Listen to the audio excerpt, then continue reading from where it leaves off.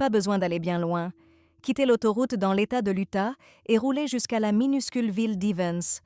La bourgade est nichée dans un creux, entourée de montagnes massives et acérées. Pas un seul arbre, seulement de la roche rouge d'une teinte inhabituelle. C'est magnifique, jusqu'à ce que vous commenciez à feuilleter les photos. Quelque chose d'étrange s'en dégage. Derrière les crêtes, il semble n'y avoir rien, juste le désert qui s'étend à l'infini. Aucun endroit où s'abriter du soleil. Les arrière-cours s'arrêtent contre le canyon rouge. À la place des arbres, des cactus épineux. Un paysage nu et calciné, avec toute son esthétique particulière. Environ 10 000 personnes vivent à Evans. On y vient chercher le silence, surtout ceux qui sont prêts à débourser 5 millions pour une maison. Une telle somme signifie une seule chose. La personne veut qu'on la laisse tranquille. Le 30 août 2023, par la fenêtre d'une villa à 5,3 millions, un garçon de 12 ans s'extrait. Un short, des chaussettes, une immense chemise d'homme qui l'engloutit. Aucune chaussure, il marche d'un pas hésitant comme un girafon, on voit que cela lui fait mal. Ses chevilles sont étroitement entourées de rubans adhésifs par-dessus du film alimentaire. Devant lui s'étend un long chemin sur une terre brûlante, sans la moindre ombre. Il fait 40 degrés dehors, l'asphalte est chauffé à 60, comme poser un pied sur une poêle brûlante. C'est exactement ce que l'enfant doit faire maintenant. Traverser cet enfer en simples chaussettes et rejoindre les voisins. Il n'y a pas d'autre option. Dans le quartier, seules 3 maisons sont habitées. Le garçon a 2 tentatives. Le soleil fait pénétrer le ruban adhésif dans ses blessures. Chaque pas laisse brûlures et cloques. Il s'approche silencieusement de la première maison, appuie sur la sonnette et attend. Il ne tambourine pas, il reste simplement immobile pendant 40 secondes. Si ceux à qui il a échappé reviennent plus tôt, tout finira mal. Personne n'ouvre. Il se dirige vers la 3e maison. Il entend le répondeur, se fige. Il n'y a plus nulle part où fuir. Revenir reviendrait à signer son arrêt. Les épaules affaissées, il se détourne de la dernière porte, et soudain, un déclic. La porte s'ouvre. Sur le seuil se tient un homme âgé. Le garçon s'arrête et demande doucement « Cote 0 ». Il supplie qu'on l'emmène au poste de police. Le voisin remarque le ruban adhésif sur ses poignets et l'invite à entrer. C'est à partir de ce moment que se révèle toute l'horreur qui se déroulait derrière les murs de la villa à 5 millions. Dans une pièce fortifiée, on retenait 2 enfants ligotés. On saupoudrait leurs blessures de poivre de Cayenne. Pendant des semaines, on les a privés de nourriture, forcés à dormir à même la terre et à marcher pieds nus dans le désert brûlant. Si le garçon ne s'était pas enfui, les enfants auraient perdu la vie. Ces prisonniers torturés étaient les propres enfants de Ruby Frank, une célèbre youtubeuse qui filmait depuis des années sa famille idéale. Voici l'histoire de la chaîne Côte 2. Seuls les enfants majeurs, Shari et Chad, peuvent être nommés. Pour la sécurité des plus jeunes, nous ne les mentionnerons pas. Sherry a récemment publié un livre intitulé Côte 3, un livre poignant et précis. Un regard neuf sur le monde factice des vlogs familiaux. Quand vous connaîtrez toute l'histoire jusqu'au bout, vous comprendrez pourquoi elle est devenue une source d'inspiration pour tant de personnes. Et le livre est écrit avec le cœur, littéralement. Mais d'abord, un avertissement. Le contenu est lourd. Maltraitance d'enfants, restrictions alimentaires sévères, privation de nourriture, camps, thérapie sauvage. Tout le monde n'est pas à l'aise d'écouter cela, et c'est normal. Et un autre point, la famille Frank appartient à l'église SDJ. Mais il ne s'agit pas ici de religion. On ne peut pas étendre les actes d'une seule personne à toute une confession. Ce n'est pas une attaque contre la foi mormone ni contre l'Église. C'est simplement que Ruby Frank en était une participante active et qu'elle prenait parfois des idées religieuses pour les détourner à son profit afin de justifier la cruauté envers ses propres enfants. Et le format se compose de 3 épisodes. L'intérêt pour cette histoire a de nouveau ressurgi après un nouveau documentaire. Beaucoup de demandes nous sont parvenues. Au départ, il semblait qu'un seul épisode suffirait.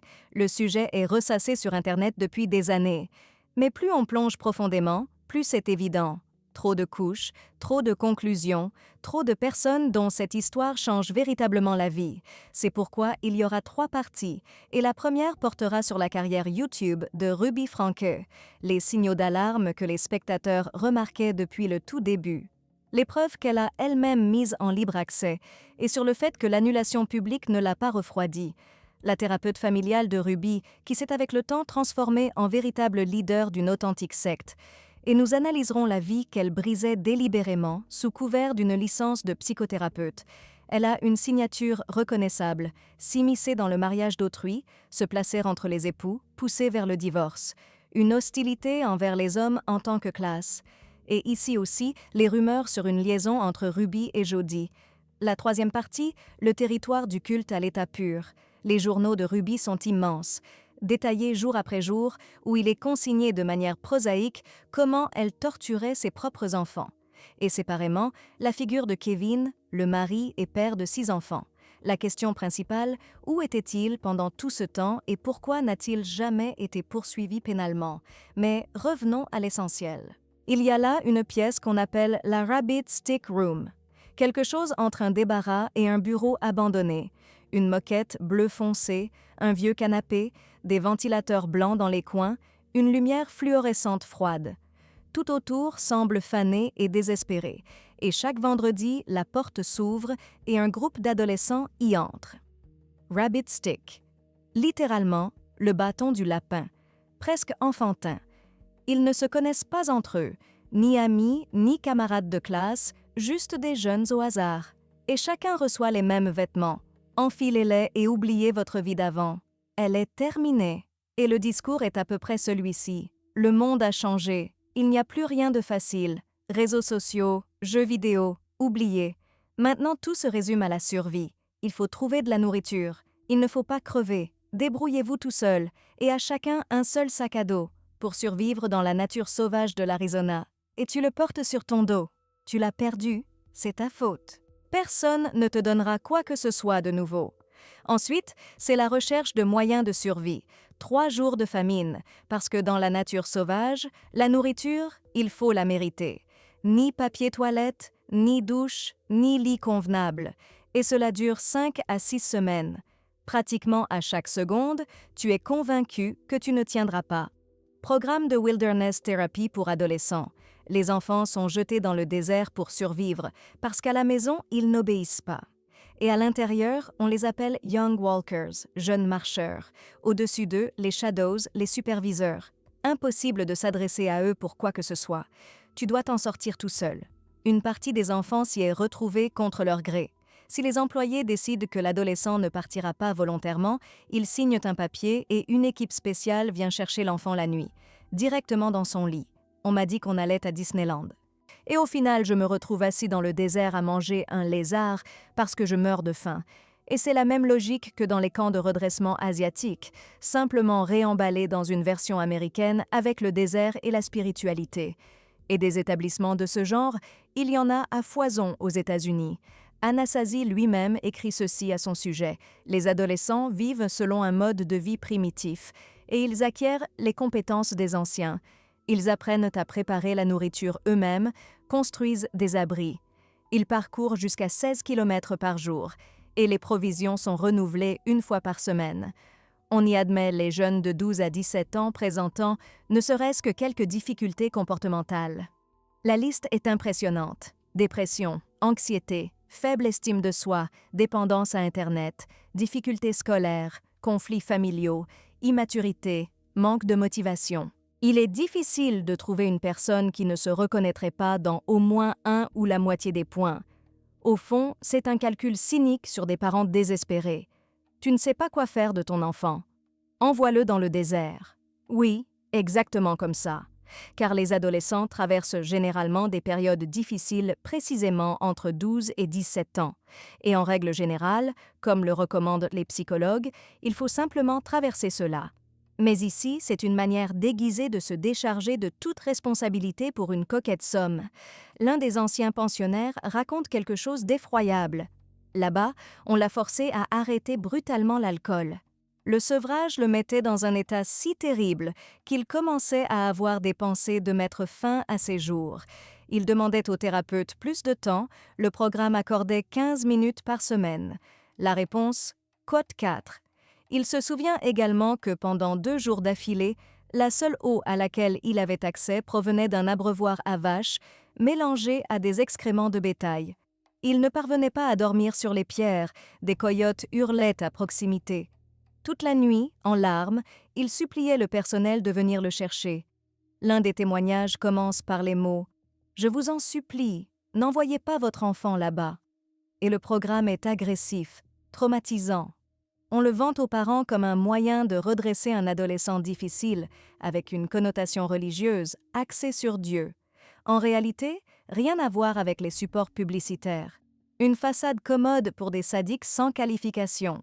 Forcer un enfant à se détester n'a rien de thérapeutique. Un journaliste s'est rendu au camp et a vu, sous ses yeux, un garçon de 16 ans se jeter sur un lézard vivant pour le manger. Tout cela parce que la ration hebdomadaire d'environ 2000 calories était distribuée d'un seul coup. Et pour des adolescents qui parcourent quotidiennement entre 5 et 10 miles en terrain accidenté, c'est catastrophiquement peu.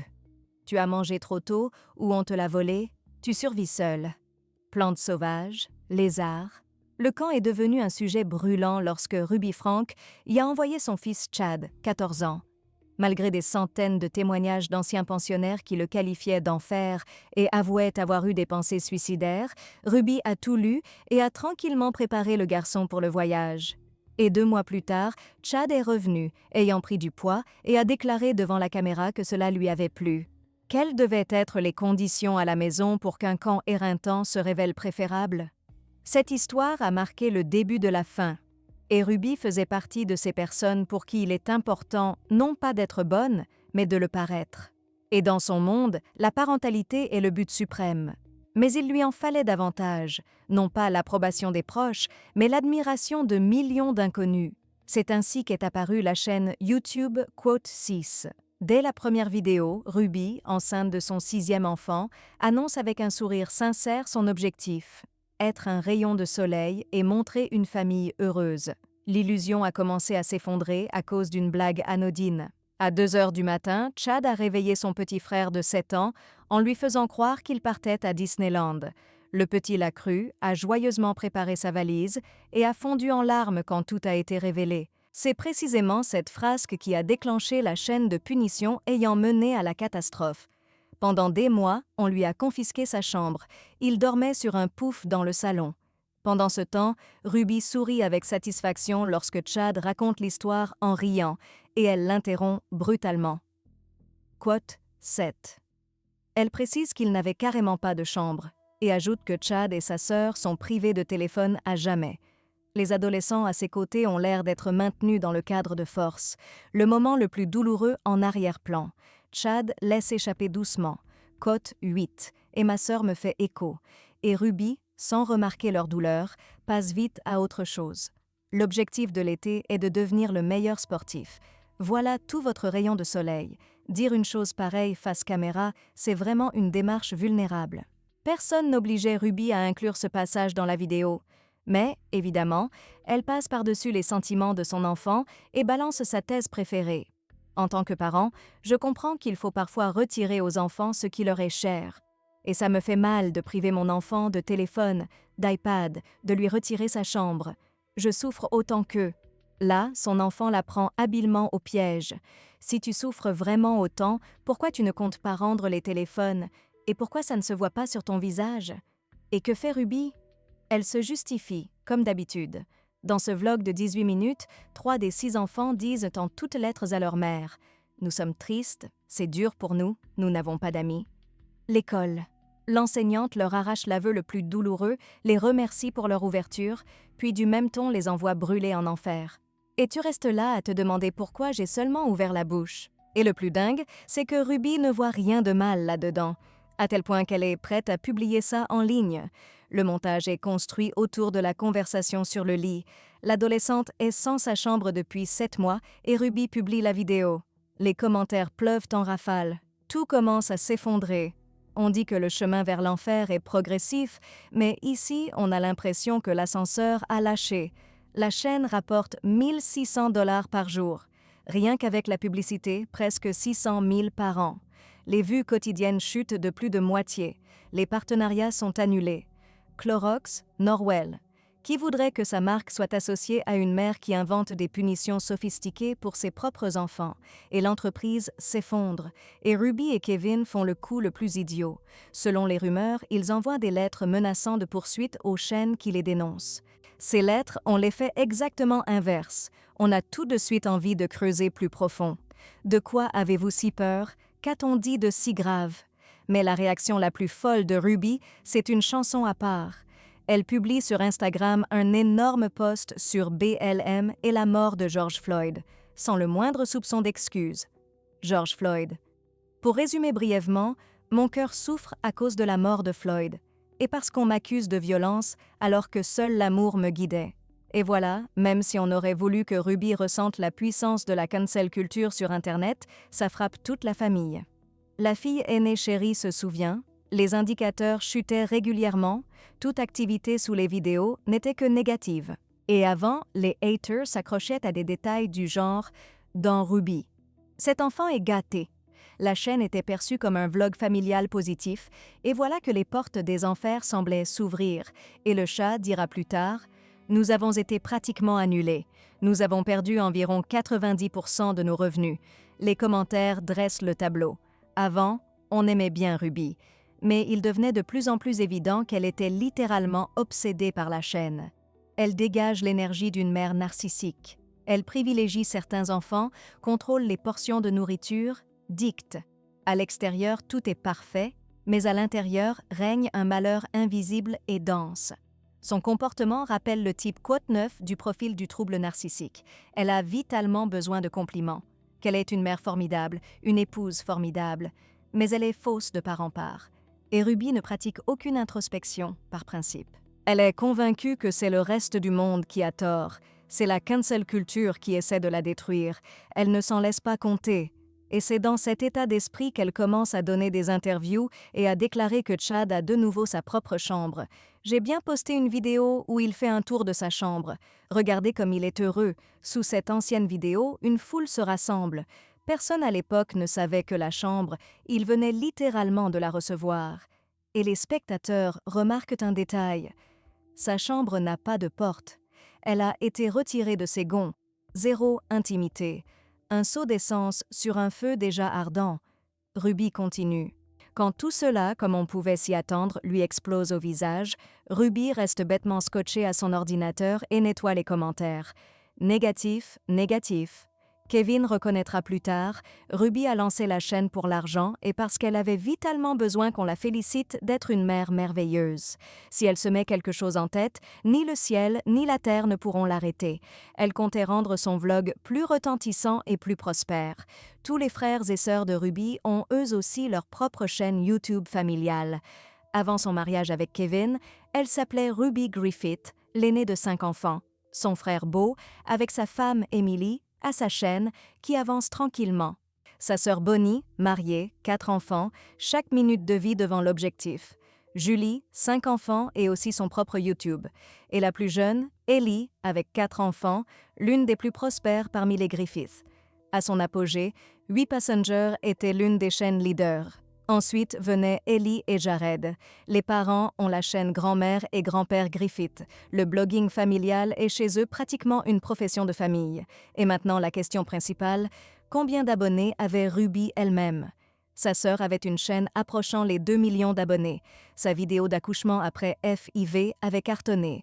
Ruby était d'abord à la traîne, jusqu'à ce qu'elle mette en ligne une vidéo virale. Un bébé qui s'échappe de son berceau. Et à partir de ce moment-là, ça s'est emballé. La caméra fonctionnait désormais 24 heures sur 24. Ruby plaquait un sourire factice et tirait son mari devant l'objectif. Si Kevin se trompait, elle s'énervait. Cote 10. Ce qui l'intéressait, ce n'était pas la vie réelle, mais une mise en scène léchée. Au début, tout avait l'air mignon. Les enfants s'amusent, l'argent rentre.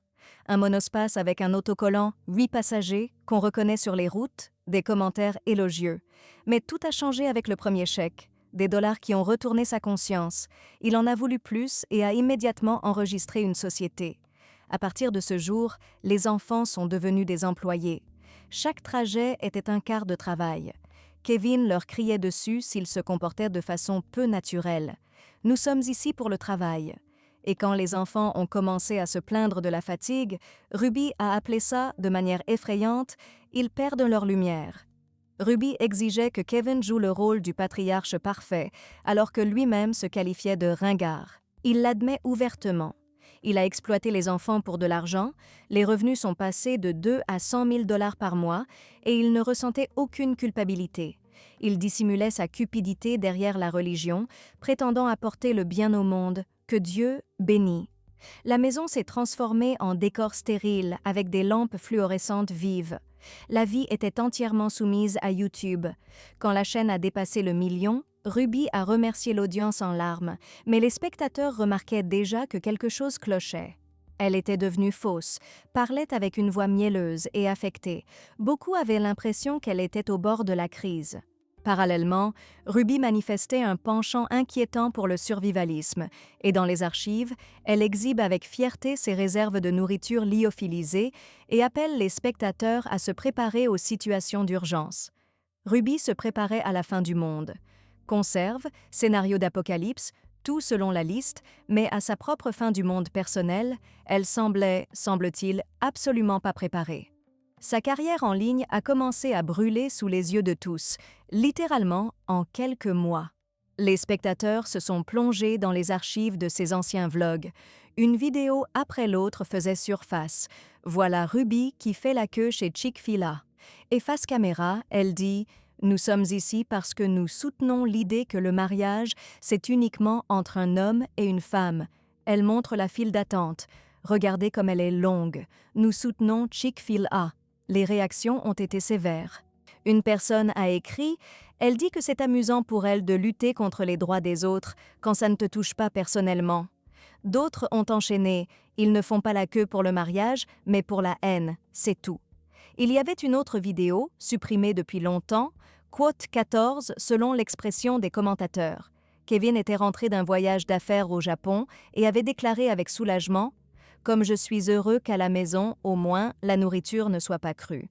La cuisine japonaise regorge de plats chauds. » L'un des commentateurs a remarqué avec justesse « Il est tellement habitué à ce que Ruby cuisine qu'il n'a tout simplement pas reconnu de la nourriture normale. » Et tout cela s'accompagnait d'une vague grandissante. Les gens rivalisaient pour déterrer quelque chose de nouveau. Ils notaient les timecodes, dressaient des listes. Kevin a qualifié ce qui se passait de tempête de haine, amplifiée par l'algorithme. Ruby a supprimé la vidéo. Selon sa version, elle n'était tout simplement pas prête à un tel flot de haine concentrée. Bien qu'il soit difficile de qualifier cela de haine, c'était plutôt une inquiétude sincère pour l'enfant et une indignation face au comportement des parents. Ruby était anéantie. Avant cela, elle était la maman de l'Amérique. Et quand on a soudain commencé à la regarder comme un monstre qui maltraitait ses enfants, cela la hantait. Et la famille elle-même voyait tout différemment. Des personnes religieuses innocentes sous le coup de la cancel culture. Et la culture est partie en spirale ascendante. De nouveaux vlogs scandaleux, toujours plus de vidéos sorties des archives, des analyses de commentateurs, des plaintes auprès des services de protection de l'enfance, beaucoup de plaintes. Mais on était encore loin d'une véritable enquête. Kevin racontait que Ruby, dans des conversations privées, avait avoué se sentir comme un instrument entre les mains de Dieu, destiné à quelque chose de plus grand. Et pendant ce temps, les commentaires continuaient à pleuvoir.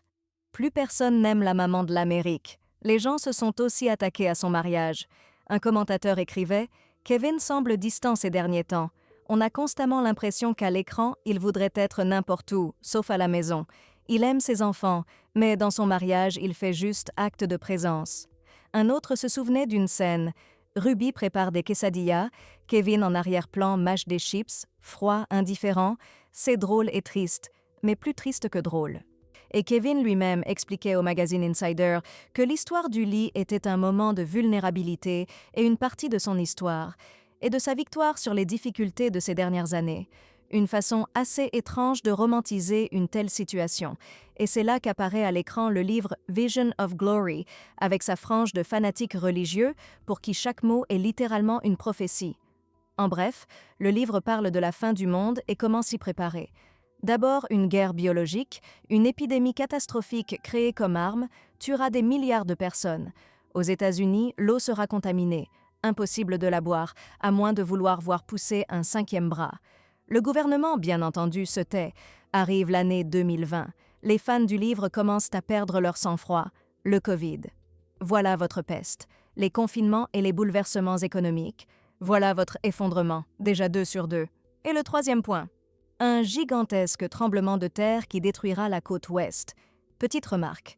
Un livre capable de faire vibrer même chez les Mormons. L'Église n'a pas officiellement condamné le livre, c'est pourquoi les lecteurs peuvent le percevoir comme faisant partie de la doctrine, bien qu'en réalité ce soit une histoire extrêmement radicale. La rumeur veut que divers chefs de sectes et personnes reconnues coupables de mettre fin à la vie d'autrui en étaient fans. À Salt Lake City, siège de l'Église mormone, survient un tremblement de terre de magnitude 5,7 en plus du Covid. Kevin le décrit ainsi. Les gens succombent. La terre tremble, des manifestations partout, le sentiment que le monde touche réellement à sa fin, et il l'avoue, cela a suscité chez lui une sorte d'enthousiasme, comme si la seconde venue approchait. Tous les autres devaient brûler, mais nous étions du bon côté. Mais avec une sérieuse gymnastique mentale, on peut en arriver là. Et c'est alors que les fans de l'Apocalypse ajoutent encore un élément qui ne figure même pas dans le livre. Une impulsion électromagnétique aurait coupé toute l'électricité. Pour Ruby, tout ce qui se passait était ressenti exactement ainsi, comme si Internet menait contre elle une attaque à grande échelle et toute sa vie s'effondrait en quelques mois. Les spectateurs, pendant ce temps, visionnaient méthodiquement les anciens vlogs, les téléchargeaient, ajoutaient des horodatages et écrivaient. Ruby elle-même dira plus tard qu'à cause d'elle, environ 1000 signalements ont été déposés et encore une scène 20 ans plus tard qui résonnera comme une anecdote. Kevin à la table du dîner avec les 6 enfants. Ruby sort un grand sac poubelle contenant des classeurs et des cahiers. Le chat se rue sur le sac. « C'est mes devoirs. » Ruby attend calmement le silence et annonce « Tu veux les récupérer? Paie en espèces pour comprendre la valeur de tes affaires. Ou alors, papa, je te passe la parole. » Elle tourne la caméra vers Kevin. Celui-ci réfléchit. Il dit « Tu peux. » Ruby va encore plus loin. Les enfants doivent de gagner chacune de leurs affaires. Si tu n'as pas fini avant la fin de la journée, l'objet finit à la poubelle. Mieux encore, elle leur faisait payer le droit de faire leurs devoirs. Pas d'argent, pas de devoirs. Tu reçois une correction et tu paies à nouveau. Un cercle vicieux à partir duquel elle produisait du contenu et gagnait de l'argent. Et dans les vidéos Quote 16, des enfants de 7 ans se levaient à 6 heures du matin, lisaient les Écritures, jouaient d'un instrument, faisaient le ménage pour 8, préparaient le déjeuner et seulement après partaient à l'école. Les commentateurs demandaient à juste titre « Mais que fait Ruby toute la journée si à 8 heures du matin les enfants ont déjà tout fait ?» Il ne lui restait que le dîner. Dans une autre vidéo, la fille de 4 ans descend joyeusement les escaliers et Ruby lui pointe la caméra agressivement au visage. « On va au cinéma, mets tes chaussures. » Quel film! Cruel! Quelle différence! Dépêche-toi ou tu n'iras nulle part. Elle appelle aussitôt la baby-sitter devant la caméra pour laisser la petite à la maison en punition d'une question anodine. La fillette en larmes s'accroche à la jambe de sa mère. Et Ruby, intransigeante, « Je ne prendrai pas une enfant ingrate. Serre-moi dans tes bras et prouve que tu m'apprécies. » De la pure terreur émotionnelle. Et les commentateurs notaient à juste titre qu'elle était simplement devenue accro au pouvoir et qu'elle prenait plaisir à manipuler ses enfants dans tous les sens. La cadette avait accidentellement renversé du vernis sur un tapis et s'était cachée de sa mère pendant une demi-heure. Et Ruby n'a pas cherché à rassurer l'enfant, elle filmait les recherches avec la caméra. Ayant trouvé sa fille sous le lit, elle l'a tirée par la jambe et envoyée se coucher, pendant que toute la famille mangeait des biscuits. Plus tard, la petite a expliqué à la caméra avec une maturité d'adulte « Au début, c'était amusant, puis effrayant et honteux. » Entendre cela d'une petite enfant privée d'une protection parentale normale était tout simplement douloureux. Il récurait la maison, les plaintes, les fenêtres, les recoins, 6 enfants, une véritable équipe de nettoyage. La moindre broutille se transformait en réprimande exemplaire et en pompe en guise de punition. Avec toute cette sévérité, Ruby ignorait complètement ce qui était important pour les enfants. Pendant que Chad, 11 ans, se préparait pour un match de football, elle s'admirait à la cuisine devant la caméra, mentionnant son match en passant. Pour lui, ce n'est pas juste un match, c'est une chance de se faire remarquer. Et là, Ruby se tourne vers lui avec la caméra. « C'est papa qui t'emmènera au match ? Oui, je pense que je n'irai pas. Ça ne te dérange pas ?» Et Chad se fige. On voit que c'est douloureux. Il hausse les épaules et lâche doucement. « Bah non, de toute façon, tu ne viens jamais. » Et là, Ruby s'enflamme. « Ne dis pas ça, les spectateurs vont penser que je ne vais jamais à tes matchs. » Bah c'est le cas. « Je vais à tes événements. La saison dernière, tu n'es venu qu'à 2 matchs en tout. Tu me dénonces devant la caméra. Tu me fais passer pour une mauvaise mère. » Arrêt sur image. Chad derrière l'îlot de la cuisine, les bras croisés, le regard dans le vide. Il se retient de toutes ses forces pour ne pas pleurer, et Ruby continue de filmer la caméra droit sur lui. Tous les abonnés le voient, et à ce moment-là, elle se tourne vers le plus jeune et commence à faire l'idiote, littéralement à côté. Mais aucune réaction envers Chad. Aucune tentative de parler, de consoler, de s'excuser. Et la question principale, à quoi est-elle donc si occupée ? Ce n'est pas le cas d'une mère qui dit « J'ai une réunion, je dois nourrir la famille ». Non, elle filme juste une petite vidéo. Elle lance « Je t'aime, pardon » et c'est tout. Les commentaires sous les vidéos explosent. J'ai tellement pitié de Chad. Ruby ne laisse même pas paraître qu'elle est gênée par les matchs manqués. Elle les force constamment à attendre une demi-heure dans la voiture pendant qu'elle débite ses monologues devant la caméra. Elle se plaint d'être trop occupée, qu'elle n'a pas le temps de soutenir ses propres enfants. Mais c'est précisément elle qui colle à Shari et Chad, les 2 aînés, la charge de s'occuper des 4 plus jeunes. Eux-mêmes ne sont encore que des enfants, et en parallèle, sans sourciller, elle annonce sur le blog que les 2 plus jeunes ne se sont pas lavés depuis 1 semaine, caméra à la main. Et les gens, naturellement, déterrent tout cela et l'assemblent en un tableau cohérent. Les spectateurs ont commencé à comparer les vidéos. Un enfant chez le dentiste. Le médecin écarte les bras, une multitude de caries. Il faut surveiller l'alimentation et le brossage des dents. Lors de la visite suivante, déjà 9 caries. Encore plus, les enfants sont des enfants. Ils cachent des bonbons. On retrouve des chocolats fondus dans le matelas. Mais un parent est obligé au moins d'essayer. D'après le ressenti, Ruby n'avait absolument aucun intérêt à aider ses enfants. C'est une chose d'essayer alors que l'enfant fait quand même à sa façon. Mais ici, c'est différent. C'est une irritation constante. La fille cadette a échoué en mathématiques, c'est mentionné plus d'une fois dans le vlog. Aucun indice que Ruby va s'asseoir avec elle pour faire les devoirs ou trouver un tuteur, seulement des mentions répétées « quote 17 ». Pour l'anniversaire de cette fille, on lui offre « le labyrinthe » qu'elle réclamait depuis longtemps. Ruby filme chaque seconde de son bonheur, puis elle retourne la caméra vers elle-même avec un petit sourire en coin. Le père, enseignant dans le collège local, apparaît en arrière-plan, l'air ahuri. Stop, il ne savait même pas que sa fille échouait en mathématiques. Comment? Il enseigne pourtant là-bas. Les sciences sociales, peut-être? Bon, d'accord, Ruby poursuit.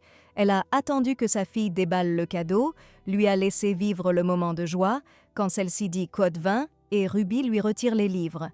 Eh bien, il semble logique de dire autrement. Code 21. Pourquoi ce cirque douloureux? Dans une autre vidéo, déjà supprimée. Elle n'existe plus, l'un des enfants s'approche de Ruby dans la cabine d'essayage et dit qu'il y a un trou dans le mur et que quelque chose l'a touché. Peut-être un insecte, peut-être une souris, ou peut-être rien. Et Ruby l'ignore complètement pour ne pas interrompre le tournage. Et voilà toute cette image, excessivement stricte, étrange, punitive, inattentive, et aussi à la limite de la dystopie. Et Ruby annonce à Chad « À table, on n'écrit pas de message ». Elle confisque le téléphone, et Chad, soit dit en passant, a un téléphone à clapet. On lui a spécifiquement donné un téléphone à touche. Et Kevin le prend et commence à lire à voix haute la conversation de son fils avec une fille. Pas seulement à la famille, mais à tout le quartier. « Tu lui écris? Tu me plais vraiment. Attends, je ne parle pas comme ça. » Et je suis presque sûre que tous les amis de Chad regardent ça aussi, si c'était des blagues entre pairs. Bon, l'humour Internet, tout le monde s'amuse, mais c'est une dynamique parent-enfant. Le garçon n'a pas consenti à cela. Il aurait eu honte de prendre un journal intime et de le lire en public. C'est exactement ce qui s'est passé. Et tout le sel, ils descendent leurs fils pour sa conversation et eux-mêmes filment. Et humiliant. Et des parents hypocrites, c'est la pire variante. Et Ruby publie sur Internet toute la vie de Chad, du lever au coucher, 5 jours par semaine, ses affaires, son emploi du temps, ses pensées, ses messages, tout est en ligne. La technologie est intégrée à la vie de Ruby, et donc à celle de Chad. Mais lui, il a un téléphone à clapet. Et Ruby elle-même en plaisante sur son blog. Le seul inconvénient d'un téléphone à clapet pour un enfant. À chaque fois, je dois me souvenir de comment l'utiliser. Et les réseaux sociaux des enfants sont sous contrôle strict ou totalement interdits. Mais Ruby, elle, publie chaque éternuement de la vie familiale, au point qu'elle force Chad à sourire pour les vignettes. Alors que ça ne passe pas pour lui. Souris, Chad, regarde par ici. Bon, il sourit d'une manière bizarre. Ruby s'en fiche, il lui faut la prise. Dans une autre vidéo, elle est assise à côté de Chad, elle lit sur son téléphone. Et apparemment, il s'agit d'un placement de produit sur le lien parent-adolescent. Question suivante, plus important que l'école et les notes. Elle se tourne vers Chad et lui a l'air de préférer 1000 fois se retrouver sur Mars en ce moment. Il hausse les épaules. Il sait déjà que quoi que sa mère dise, ça fera mal. Ruby explose. « Chad, tu es prêt à m'aider ou pas? Tu as l'air détaché. Ruby, peut-être que c'est le moment de faire une introspection? Peut-être qu'il est temps de te poser la question la plus simple. Pourquoi? » Et l'un des fils a avoué plus tard. Il disait exprès des mots différents de ceux que Ruby lui demandait de prononcer face caméra. Il poussait délibérément sa mère à bout. Et lui-même ne comprenait pas pourquoi, juste par dépit. Apparemment, c'était le seul moyen de prendre une petite revanche sur le fait que toute la vie de la famille s'était depuis longtemps transformée en contenu. En psychologie, il existe ce concept. Quand l'enfant accumule cette agressivité, oui, et quand chaque mot du parent provoque de l'irritation, le temps l'énerve. C'est quand les parents ne nous écoutent pas, quand ils nous étouffent complètement, enfin, les enfants, oui, la toute phrase de cette personne, des parents, devient simplement un déclencheur. Et l'un des épisodes les plus pénibles, le père de l'ami de Chad a tragiquement mis fin à ses jours. Et pour une petite ville, c'est un choc. Et Chad était anéanti. Ce qu'aurait fait n'importe quelle mère normale. Poser la caméra, aider son fils à traverser la culpabilité, la confusion, la douleur. Mais non. Ruby continuait à filmer les enfants qui venaient d'apprendre la nouvelle, elle-même en larmes devant l'objectif. Chad, allongé silencieusement sur son lit, le regard vide.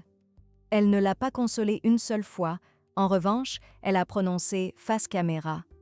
Dans ce genre de situation, si tu n'as pas été gentil avec quelqu'un, tu peux ressentir un immense regret. On ne comprend pas où elle veut en venir. Il s'était bien comporté avec le père de son ami. À ce moment-là, l'adolescent souffrait sans doute simplement d'une question tout à fait normale. Aurais-je pu remarquer quelque chose, dire quelque chose, faire quelque chose, mais au lieu de le soutenir, sa mère lui a balancé un sentiment de culpabilité directement face caméra. L'humiliation est progressivement devenue le ressort principal du vlog. Ruby se tient dans la salle de bain avec sa caméra et annonce à ses abonnés que sa fille passe tout l'été à demander la permission de se raser les jambes et les aisselles. Et la fillette regarde avec le visage de quelqu'un qu'on vient de trahir en public et dit, en même temps, dans ces mêmes vlogs, on apprend à plusieurs reprises que c'est précisément cette fille qui est harcelée à l'école. Si on se moquait d'elle, notamment à cause des poils sur son corps, c'est du carburant direct pour le harcèlement. Quand on te harcèle pour quelque chose lié à ton apparence, la seule défense, c'est de faire semblant que ça ne t'atteint pas. Et dès que les harceleurs voient que tu en souffres, ça devient bien pire. La fillette le sent et répète face à la caméra « Cote 25 », mais Ruby ajoute « Cote 26 » et elle glisse sa main sous le t-shirt pour évaluer face caméra. Et Ruby raconte fièrement à ses abonnés chaque fois qu'un des enfants a fait pipi au lit. Et elle m'explique, cet enfant va dormir par terre dans la salle de bain, d'où des vidéos aux titres accrocheurs. A fait pipi à l'école, on achète un soutien-gorge avec les frères, première fois qu'elle se rase. Shelley a raconté plus tard que si on tape son prénom dans la recherche, la première suggestion de Google, c'est quote-bas30 et un tiret bas, parce que sa mère avait tourné un vlog sur les premières menstruations de sa fille. Sur l'enregistrement, la fillette se sent visiblement mal à l'aise, mais pour Ruby, c'est juste un sujet de plus. et les enfants sont malades, ils vomissent, et la mère, à l'écran, débat de quelle caméra prendre. En même temps, Ruby répète constamment « Quote 32 ». Ça sonne comme une absurdité. Tout passe à la caméra, jusqu'au premier changement physiologique dans le corps de l'enfant. Mais c'est précisément la discipline qui, pour une raison ou une autre, est considérée comme une zone privée. L'un des commentaires a tapé dans le mille, c'est-à-dire que ta fille, qui achète son premier soutien-gorge, tu filmes, mais la punition, c'est personnel. À un moment donné, une tendance est apparue sur les réseaux sociaux. Des adultes prenaient le jouet préféré de leur enfant et se mettaient à le raser pour filmer la réaction. C'est le même niveau, dans le même genre. Sa fille cadette traverse la phase des ciseaux. À la maternelle, on apprend aux enfants à découper du papier avec des ciseaux émoussés et sécurisés. Ça entraîne la motricité. C'est une étape typique. La fillette prend des ciseaux et coupe des choses qu'il ne fallait pas couper. Une mère équilibrée se serait pris la tête entre les mains. Heureusement que les ciseaux sont sécurisés, je ne la laisserai plus sans surveillance. Ruby choisit autre chose, attrape la caméra, la pointe au visage de la fillette de 4 ans, prend par le cou sa peluche préférée et dit « Si je retrouve encore quelque chose de découpé dans la maison, je prendrai des ciseaux et je lui couperai la tête. » Et grand-mère sera tellement bouleversée. Pour un petit enfant, une peluche n'est pas un bout de tissu, c'est un ami proche, c'est une source de sécurité. Et la mère, dont tu dépends à 100%, vient de promettre de la décapiter. Le visage de la fillette sur l'enregistrement, c'est le visage d'une personne à qui l'on montre des images d'otages, parce qu'elle est elle-même une otage. Dans un vlog supprimé de 2016, la famille s'apprête à partir. Ruby s'approche de l'une des plus jeunes filles et lui demande ce qu'elle a mis dans son sac. La fillette se met à pleurer doucement. Elle a manifestement peur qu'on ne lui permette pas de prendre sa peluche préférée. Et dans les commentaires, les gens racontent des histoires similaires. J'ai grandi avec un père narcissique et je pleurais exactement de la même façon à côté de lui, même sans raison, la même anxiété, la même sensation qu'à la maison, quand la caméra est éteinte, il peut être effrayant d'être là. Ce qui est frappant, c'est que Ruby a l'air surprise, comme si elle entendait pour la première fois que c'est précisément cette peluche que sa fille préfère. Quoi, elle ne sait pas sans quelle peluche son enfant ne peut pas s'endormir. Connais-tu seulement tes propres enfants? Dans une autre vidéo, la fillette avoue à sa mère qu'elle a renversé quelque chose dans son sac à dos et que celui-ci est abîmé. Cette scène à elle seule en dit long. L'enfant serre son sac à dos dans ses mains et a l'air de quelqu'un qu'on s'apprête à fusiller. Elle renifle, des tics typiques d'une personne qui a peur. Et pendant que la fillette est au bord de la crise de nerfs, Ruby déclare face caméra « On filme, sinon je me serais mise en colère ». Et l'enfant comprend tout. La caméra est la seule chose qui empêche la mère d'exploser. Puis la petite se met à pleurer, et Ruby active son ton de compassion caractéristique. « Oh, mon trésor, ne pleure pas. Je ne suis pas en colère. J'ai juste de la peine pour toi. Imaginez ce que c'est de vivre dans la peur à cause d'un simple sac à dos. Et en plus, ces tics nerveux sont la chose la plus triste que j'ai jamais vue. Mais l'un des extraits les plus accablants, c'est Ruby dans la voiture, avec un bonnet jaune vif, qui se filme elle-même. Cela peut être encore plus terrifiant que l'histoire du lit. À cette époque, d'autres fragments scandaleux commencent déjà à filtrer dans l'espace public. On en fait des analyses. Mais la plupart des spectateurs qui ne suivaient pas la chaîne ne le remarquent pas. Si tu n'as pas vécu à l'intérieur de cette histoire, tu ne comprends pas l'ampleur. À l'écran, Ruby porte un bonnet jaune vif, son téléphone en main, et lit à voix haute un SMS de l'institutrice. La fillette n'a pas pris son déjeuner, la maman pourrait-elle apporter de quoi manger? Et Ruby explique face caméra. Cela arrive, l'institutrice est mal à l'aise de regarder un enfant affamé. Son inconfort serait résolu par un récipient. Mais préparer le déjeuner, c'est la responsabilité de la fille, puisqu'elle a dit qu'elle avait tout emballé, qu'elle en subisse la seule conséquence. Elle restera affamée, ajoute-t-elle avec enthousiasme. Elle espère que personne à l'école ne partagera. Elle veut que sa fille rentre à la maison et dise « C'était une torture. Je prendrai toujours mon déjeuner désormais. » L'enfant dont elle parle a 5 ans. 5. Connaissez-vous ne serait-ce qu'un seul enfant de 5 ans qui prépare son déjeuner tout seul? Et même au lycée, beaucoup n'y arrivent pas sans aide. Et voilà ce qui coupe le souffle. L'enfant passe la journée affamé et personne ne va l'aider. cette scène est devenue l'un des principaux motifs d'indignation. Au même titre que l'histoire de Chad, qui n'avait même pas de lit, et de manière générale, on observe une tendance.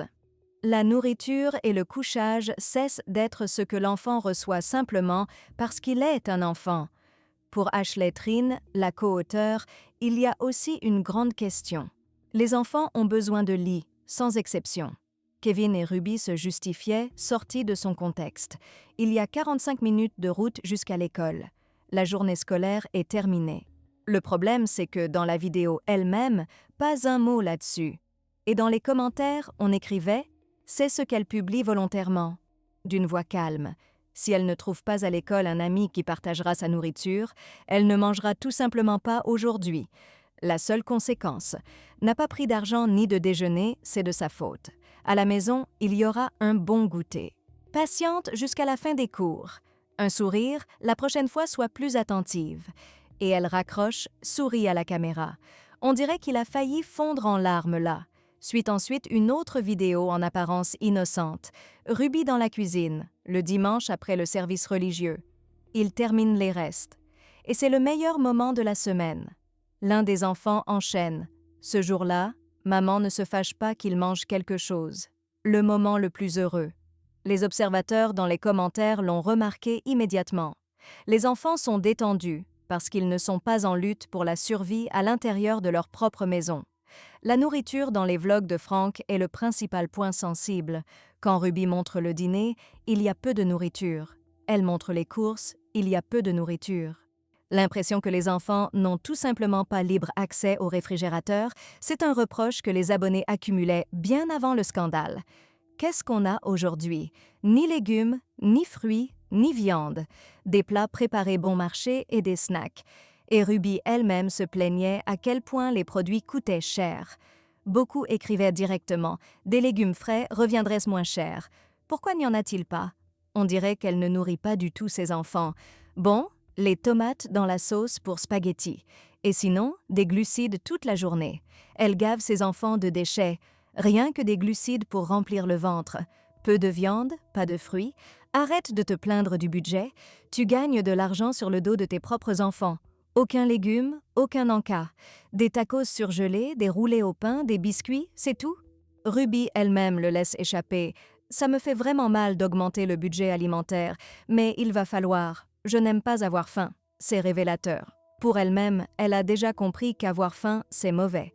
Mais l'idée d'augmenter les dépenses pour les enfants lui provoque une douleur presque physique. Et ce n'est pas une histoire de « je ne peux pas me le permettre ». Il y a de l'argent dans la famille, il coule à flot. C'est juste triste.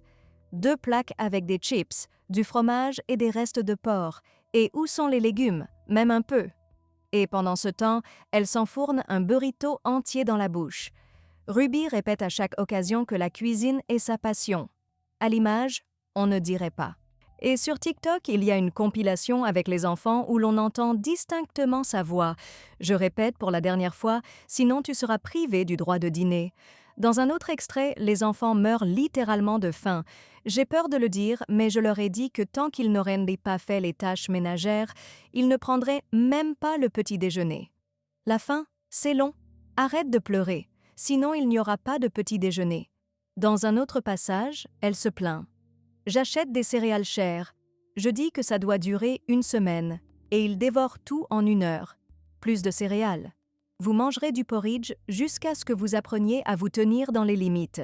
L'assurance avec une telle logique est une horreur en soi. Si les enfants mangent en 1 heure ce qui est prévu pour 1 semaine, le problème n'est pas les enfants, mais le calcul des portions. Il existe aussi un enregistrement avec la fille aînée, Shari, la même qui, plus tard, écrira un best-seller du New York Times. Elle explique face caméra « Chez nous, lundi et vendredi, c'est 1900 calories, mardi et jeudi 1700, mercredi et samedi 1500, aujourd'hui c'est mardi donc 1700. Rien qu'à entendre ce planning, on est mal à l'aise. Des journées caloriques arbitraires dont aucun chiffre ne couvre les besoins réels d'un adolescent en pleine croissance. C'est simplement malsain. Et les spectateurs se demandèrent de plus en plus comment il est possible qu'elle ait publié pendant des années sans que personne n'intervienne. J'ai du mal à comprendre ce qu'elle considère comme normal pour un dîner. L'un des enfants se plaignait que c'était encore une soupe de poulet aux nouilles, et à l'image, on voyait que c'était exactement la même soupe que la veille. Une modeste assiette et c'est tout. Aucun accompagnement, rien à côté. Si on assemble tout cela, le tableau devient carrément inquiétant. D'un côté, une maman blogueuse souriante qui raconte avec extase à quel point elle adore les déjeuners du dimanche à base de restes. De l'autre, la même femme, d'une voix calme, qui explique à son enfant au téléphone qu'aujourd'hui, il ne mangera tout simplement pas. Et la même qui espère publiquement que sa fille de 5 ans passera la journée le ventre vide. La même qui a inventé le programme une fois et demie, 1700 à 1900 calories par jour, comme s'il s'agissait d'un calendrier de dosage et non d'alimentation pour des enfants vivants en pleine croissance. Son désir de tout contrôler en ce qui concerne la nourriture, le budget, le menu, les portions. Ruby veut être vue comme une mère parfaite. Dans les scènes de cuisine, le fait est que les enfants n'ont pas assez à manger dans chaque vidéo. Il existe en Corée une chanson sur le jjajangmyeon, des nouilles aux haricots noirs. La mère n'a pas d'argent, l'enfant mange ses nouilles, et la mère dit qu'elle ne les aime pas. Plus tard, on découvre qu'elle sortait les restes de la poubelle et les mangeait avec du riz, une histoire amère et honnête sur la pauvreté et le sacrifice maternel. Le problème de Ruby, c'est que son scénario est tout autre. L'argent est là, les caméras sont là, l'audience aussi, du riz issu de rations lyophilisées. Une réserve stratégique prenait la poussière sur les étagères pendant que ses propres enfants avaient faim. Tous ces extraits circulaient depuis longtemps sur Internet, mais on ne les a vraiment exhumés qu'après l'histoire du lit. À ce moment-là, on a ressorti les anciennes vidéos des recoins les plus reculés de YouTube et on a recommencé à les diffuser, image par image. De nombreux spectateurs étaient tout aussi indignés par le modèle de comportement général de Ruby que par l'histoire du lit elle-même. Une avarice similaire, Ruby ne fournissait tout simplement pas à ses enfants ce qui était nécessaire, alors que les moyens financiers de la famille étaient plus que suffisants. Et dans les vlogs, il y a des moments où elle attend littéralement de ses enfants une lettre de remerciement pour les choses les plus banales, exige de l'enthousiasme, presque des larmes. Pourquoi ? Pour des chaussettes neuves, qui ne sont même pas de marque, juste parce que toutes les anciennes sont depuis longtemps trouées. Des choses dont ils avaient un besoin urgent immédiat, du linge de lit, de simples draps, des emballages cadeaux. Les enfants de cette famille se réjouissaient suspectement fort pour des oreillers. Une spectatrice a écrit que cela lui avait paru très étrange. Un tel enthousiasme pour un oreiller, une autre plus sévère. Le linge et les oreillers, les parents sont obligés de les donner à l'enfant simplement, sans plus, pas de les offrir pour son anniversaire, et c'est la même chose avec les chaussettes. Un autre commentaire. Donner à un enfant un lit dont il a besoin sous l'apparence d'un cadeau festif. Un lit, ce n'est pas un cadeau. Les enfants n'avaient pas non plus vraiment de vêtements, 5 tenues chacun. Mais le problème s'aggravait. Ruby achetait des vêtements voyants, reconnaissables. Pas un simple t-shirt blanc que personne ne remarquerait. Et les enfants apparaissaient à l'école dans la même tenue 3 ou 4 fois par semaine. On se fait harceler pour ça. Un des commentaires. Ruby est constamment occupée à faire la lessive parce que les enfants n'ont que 4 tenues chacun et qu'à force de passage incessant en machine, les vêtements se transforment en lambeaux à même le corps. Un autre spectateur acquiesce.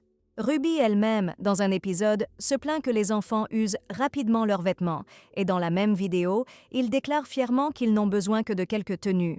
Où est la logique ? Une histoire à part, l'enfant malade. Quand l'un d'eux attrapait un virus, Ruby l'isolait pour éviter la contagion. Et le principe en soi est raisonnable. La question c'est comment exactement ? Un enfant de 5 ans est allongé avec de la fièvre. Ruby prend une couverture, des oreillers, un plaid et installe l'enfant à même le sol. Mais pas dans une chambre, dans un petit recoin exigu derrière la porte des toilettes, à peine la place pour une personne. Le visage de l'enfant est rouge de fièvre. Il est malade, et on l'a couché pour dormir à côté de la cuvette.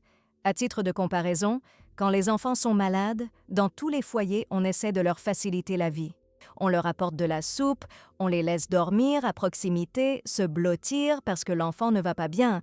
Mais chez Ruby, l'enfant est envoyé dans les toilettes. Et ce n'est que le côté physique. Sur le plan psychologique, elle élevait ses enfants dans un système de repères tout aussi déformé. L'un des commentaires, on inculquait aux pauvres filles, dès le plus jeune âge, l'idée de la maternité et du foyer comme but principal de l'existence. Et une autre abonnée a reconnu qu'elle ne commentait plus nulle part depuis longtemps, mais qu'elle n'avait pas pu se retenir cette fois. Et dans sa propre vidéo, Ruby a dit à sa fille qu'elle pouvait devenir enseignante, juriste, n'importe quoi.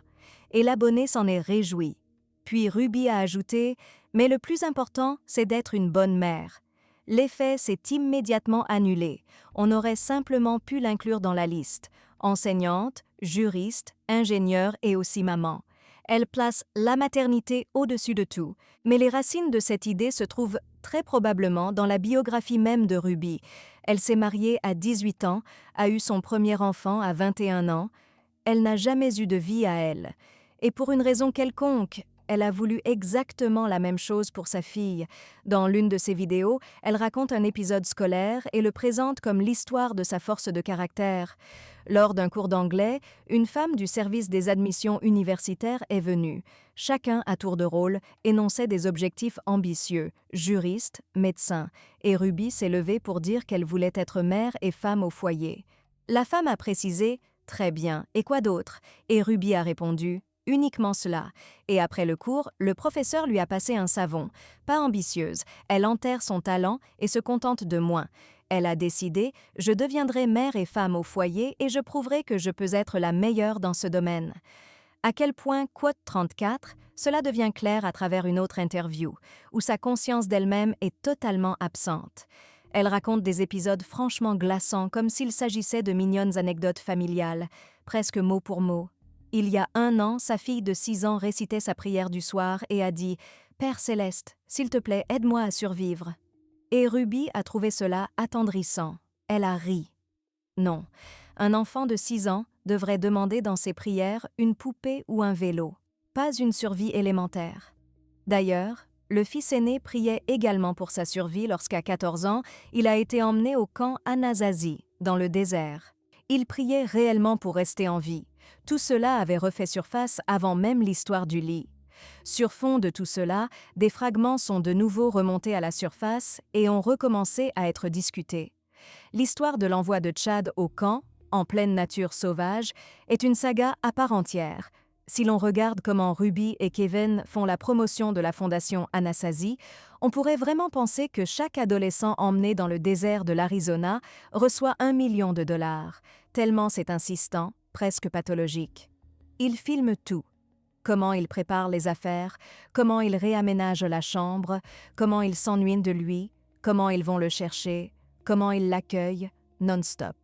Et vidéo après vidéo, c'est du non-stop Anasazi, Anasazi, ce qui est étrange en soi car il s'agit d'un programme pour adolescents en difficulté. Et de tels camps, selon les psychologues et selon les anciens participants devenus adultes, font plus souvent du mal que du bien. Et Kevin commence doucement, du genre « Vous vous demandez probablement de quoi il s'agit ». Et il répond lui-même. Aujourd'hui, Chad est entré dans le programme de thérapie en pleine nature de la Fondation Anasazi. Pour les 8 à 10 prochaines semaines, ce seront les montagnes de l'Arizona, le désert. Logiquement, une question se pose, pourquoi? Mais Kevin clôt immédiatement le sujet. Nous n'allons pas entrer dans les détails. Cela s'est accumulé pendant des années, bien avant les réseaux sociaux. Ruby ajoute « Là-bas, les jeunes dorment à même le sol. Du genre, si les zombies attaquent, on dira merci que Chad soit déjà prêt. Je suis fière de lui et je suis heureuse pour lui. » Et Kevin parle des serpents, des ours, des pumas. Nous voulons qu'il vive cette expérience. Il reviendra et dira « J'ai survécu, il y avait des ours et maintenant je n'ai plus peur de rien. » Et il ajoute « Je ne perds pas le sommeil à cause des ours. Je perds le sommeil quand les enfants commencent eux-mêmes à se mettre des bâtons dans les roues. » Ruby acquiesce. Voilà ce qui me fait vraiment peur. Ce qui me fait peur, c'est qu'il se fasse du mal à lui-même. Une peur parentale étrange. Kevin conclut. Nous voilà maintenant pour longtemps sans Chad, avec des lettres 1 fois par semaine, et nous sommes curieux de voir comment cette expérience le changera, lui, mais aussi toute la famille. Et c'est là que se manifeste le trait principal de Ruby. C'est une maîtresse de la parole. Elle agence les mots de telle sorte que, vue de l'extérieur, l'idée paraît formidable. Chad suit son chemin, mais nous, à la maison, Nous suivrons le nôtre. Nous prenons l'engagement de changer. Des rêves. Nous ne jouons pas sur les émotions parce que nous savons que vous vous investissez dans notre famille. Dans toute famille, il y a des choses que les étrangers ignorent. Chez nous, c'est pareil. Croyez-nous simplement, nous faisons ce que nous estimons juste. Ils parlent joliment, n'est-ce pas? Mais regardons la suite. Quand la conversation reprend, Ruby fait pratiquement la promotion d'Anastasie. C'est le seul sujet dont il a le droit de parler, on le force à raconter son expérience encore, et on ne voit absolument aucun enthousiasme chez lui. Même s'il était réellement là-bas, il a grandi. Mais le simple fait que ses parents t'envoient survivre seul pendant des mois, c'est précoce. À sa place, beaucoup se sentiraient tout simplement abandonnés. En plus, ils ont payé plus de 10 000, et selon certaines estimations environ 15, et dans certains cas, ces programmes vont jusqu'à 40. Certains parents contractent des prêts pour envoyer leurs enfants dans de tels camps.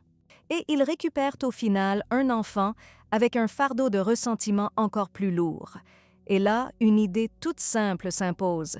Eh bien, peut-être essayer d'abord de faire les choses normalement, des légumes sur la table, parler à son propre enfant comme à un être humain. Et après le retour de Ruby, elle tourne une vidéo où elle lui fait une surprise, en rendant sa chambre accueillante. En réalité, elle la recouvre de haut en bas avec la signature d'Anastasie, et cela ressemble à une boutique de souvenirs du camp. Et dans les commentaires, les gens écrivent que c'est inquiétant, étant donné que pour Chad, l'expérience a pu être traumatisante. Il rêvait probablement de retrouver un lit normal et au lieu de cela, sa chambre est transformée en mini Anastasie. Cela ressemble plus à du contrôle et à du lavage de cerveau qu'à de l'attention. Et les utilisateurs ont également remarqué que pendant la dure et sauvage durée du programme, il avait pris presque 5 kilos. Lui-même racontera qu'il est rentré littéralement sans vêtements. Quand je suis partie, ma mère s'est mise en colère, elle a jeté mes affaires par terre, puis elle a tout donné à une œuvre caritative. Ce sont ses mots exacts. Et depuis, une quantité de séquences non publiées a fuité sur Internet. Et on y trouve des choses vraiment glaçantes. Et dans une vidéo, Ruby est assise près du lit avec l'aura d'une éducatrice à qui tu ne confierais jamais d'enfant.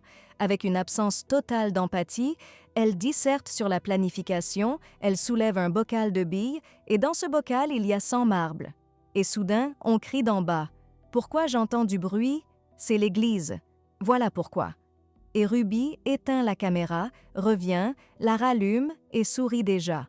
Maman de 6 enfants toujours sur ses pieds. Et dans une autre vidéo, manifestement prévue pour le montage, elle raconte quelque chose dans la cuisine. Et soudain, l'interrupteur bascule. Stop! C'est quoi cette tête? Pardon, je me suis énervée. Et Ruby ne me regarde pas. C'est étrange. Sois toi-même. Mais je suis moi-même. Alors change. Sois toi-même. Mais je suis moi-même. Alors change. Voilà à quoi ça ressemble. Et dans un autre fragment, elle essaie d'asseoir les enfants sur le canapé pour une vidéo commune. Elle s'en prend à son mari. Mais assieds-la sur ce satané canapé, et ça pendant des années sans s'arrêter. Ruby installe le sapin de Noël, Chad aide. Il a l'air complètement misérable. Elle n'essaie pas de détendre l'atmosphère, n'essaie pas de plaisanter ou de le serrer dans ses bras. Elle explose, tout simplement. Chad, je te demande de me donner une soirée où il serait agréable d'être avec toi. Enlève cette expression de ton visage et sois heureux d'être avec nous. Mais je ne peux pas. Bon, eh bien. Les caméras s'éteignent en plein milieu d'une phrase, et Chad racontera plus tard. Elle coupe ces images au montage. Elle aurait pu le fouetter, sortir la ceinture, baisser son pantalon et le corriger. Ce sont ces paroles textuelles, prononcées après que tout a été révélé, et encore un enregistrement non diffusé. Chad est tout petit, assis sur le canapé. Ruby se laisse tomber à côté de lui. « Et Chad, c'est ton tour. Tu sais en l'honneur de qui on t'a donné ton prénom ?» Il acquiesce. Elle ne lâche pas. Il sait. Dis-nous, en l'honneur de qui? Et voilà. Et sur la bande, il reste l'une de ces conversations. À première vue, rien de grave, mais c'est difficile à regarder. Le prénom de grand-père. Ruby acquiesce et tout de suite, une seconde plus tard, lui pose la même question, comme si elle l'entendait pour la première fois. Le garçon se trouble, il vient pourtant de répondre. « Et il marmonne qu'il s'est embrouillé !» répète grand-père. Et Ruby fronce les sourcils. Lequel exactement? Le ton est tel qu'on dirait que l'enfant l'exaspère. Elle ajoute « Bon d'accord, essayons encore une fois, sois un peu plus loquace, mais je réponds déjà à tes questions. » Et ensuite une pause. Et dans la pièce voisine, c'est court. « Dégage. » C'est Kevin. Sors et ferme la porte. Ruby regarde les enfants avec un tel dégoût et un tel mépris que c'en est dérangeant. Elle se tourne vers Chad. « Si je te permets de tenir un blog et que j'y consacre du temps, tu es obligé d'aider. » Et elle exige qu'il raconte joyeusement l'histoire de son prénom. Et Chad, honnêtement, je ne sais pas pourquoi, il ne peut juste pas maintenant. Qu'il est heureux et il s'en va. Et dans un autre extrait, elle filme les enfants en tenue de Pâques, et quelqu'un essaie de placer un mot. Ruby explose instantanément. « Tu n'as pas le droit de parler pendant que je suis en train d'enregistrer. Assieds-toi, tais-toi, descends vite. » Un ton sourd, sec, autoritaire. Pas une once de chaleur. Ce sont ses propres enfants. Et maintenant la scène la plus pénible. À table, au dîner. Kevin tient la caméra. Ruby montre sa nouvelle bague. Sa fille de 4 ans essaie de grimper sur la table. Peut-être qu'elle tend la main vers la nourriture. Peut-être qu'elle veut simplement de l'attention. Ruby tend brusquement le bras. D'une paume, elle attrape sa fille par la nuque par derrière. De l'autre, lui couvre la bouche et du même coup le nez, parce que l'enfant est petite. Elle écarte la petite de la table avec force et dit « On coupera ça au montage. Descends et tais-toi, ce n'est pas ton tour. » Et Kevin calmement montre 2 doigts en geste de ciseaux, une simple indication de montage. Sous cette séquence, il y a un commentaire. Ce qui énerve le plus, c'est que dans les blogs, on voit comment les enfants sourient, rient, ont l'air d'une famille unie. Mais tout ça, c'est de la mise en scène. Et les enfants se sentaient horriblement mal. Pourtant, à l'écran, on voyait une famille ordinaire, et tandis qu'une séquence après l'autre fait surface, le chat se souvient des détails. À cette époque, les parents ont engagé un avocat coûteux et un attaché de presse. Tous deux ont proposé la solution la plus simple, présenter des excuses publiques. La réaction de Ruby, selon Kevin, a été brève, plutôt mourir, et elle montre au monde ce qu'est la véritable parentalité. C'est ici que Ruby déraille définitivement. Sa logique est désormais la suivante. Vous pensez que je suis mauvaise? Je vais vous montrer à quel point. Son style d'éducation mute à toute vitesse. Avant, dans les commentaires, on plaisantait en disant qu'il fallait appeler les services de protection de l'enfance. Maintenant, on a envie d'appeler les forces spéciales. La religion se transforme en quelque chose qui ne ressemble plus à la foi. Ce n'est plus une église. C'est une interprétation personnelle. Ruby a depuis longtemps basculé dans un pur extrémisme, mais c'est le même lexique, la même enveloppe, un instrument de pouvoir. Elle se cache derrière Dieu pour imposer sa volonté, et les blogs ne parlent plus que de Dieu. Quote 36. Le signal de retour à la base familiale. La base familiale, selon ses propres mots, c'est « Je suis un enfant de Dieu, je suis au centre ». Elle ajoute des prières pour traverser la journée. Elle dit qu'elle travaille de toutes ses forces. Elle annonce qu'elle anime à nouveau un cours pour parents. Dans l'un des épisodes, une phrase qui glace le sang est prononcée. Cote 38. C'est précisément ainsi qu'on la voit. Ruby raconte qu'au collège où sa fille étudie, les enseignants ont inventé un flash mob. Toute la classe apprend une danse TikTok sur un morceau populaire. Ruby se méfie, sa fille lui dit le nom de la chanson, elle ouvre les paroles. La conclusion est brève, c'est insupportable, tout est dépravé et perverti. Elle pense aux enfants. La professeure, dit Ruby, veut être à la mode et plaire aux enfants de 12 ans. C'est pourquoi elle se rend à l'école sans rendez-vous, s'installe dans la salle d'attente et est décidée à rester jusqu'à ce qu'on la reçoive. Elle a parlé avec le directeur adjoint, on lui a promis de l'amener chez le directeur le lendemain. Et dans la vidéo suivante, elle sort de l'école en trombe, littéralement étouffée par les larmes. Elle s'installe dans sa voiture et sanglote. « Je suis tellement en colère que je suis prête à hurler », raconte-t-elle. « J'ai des reproches à faire aux danses TikTok, ou plutôt aux chansons. La directrice les a toutes personnellement validées, y compris celle-ci, avec ses paroles. Quote 39, lui a-t-on dit. Cette chanson a été diffusée récemment dans la publicité d'une grande chaîne de supermarchés. Et les spectateurs ont rapidement deviné ce qui faisait pleurer Ruby, « Low » de Florida, ce fameux couplet sur les Apple Bottom Jeans. Dans la publicité du supermarché, on avait mis en boucle un cours low, low, low à propos des promotions, et elle s'apprêtait à utiliser ces danses. Et si l'on se rappelle ce qu'a traversé cet enfant de 12 ans dans cette maison, la faim, l'absence de lit, les disputes au sujet de l'eau paraissent absolument absurdes, mais Ruby décide que c'est précisément la colline sur laquelle elle mourra. Et à travers ses larmes, elle rapporte les paroles de la directrice, mais c'est votre conception personnelle de la morale. Ruby ne se calme pas, elle dit à la directrice que la morale est définie uniquement par ce qui plaît à Dieu, et que l'opinion des autres parents ne l'intéresse pas. Mais Ruby ne fait que s'inquiéter davantage. Vous procédez à une substitution. Vous prenez une chanson immorale et vous vous persuadez que tout va bien. L'administration propose un compromis, dispenser sa fille de ce numéro. Et Ruby rejette cela immédiatement. Elle n'est pas venue pour un quelconque arrangement, y compris pas pour sa fille. Sa fille sera transférée dans une autre classe, mais pas parce que l'école l'a décidé, mais parce qu'elle l'a décidé. Et elle ajoute: vous tenez entre vos mains des enfants inestimables, ne les protégez pas, laissez-les sortir dans le monde, c'est normal, vous n'aurez pas à en répondre devant moi. À ce moment-là, Ruby se met à sangloter, de grosses larmes.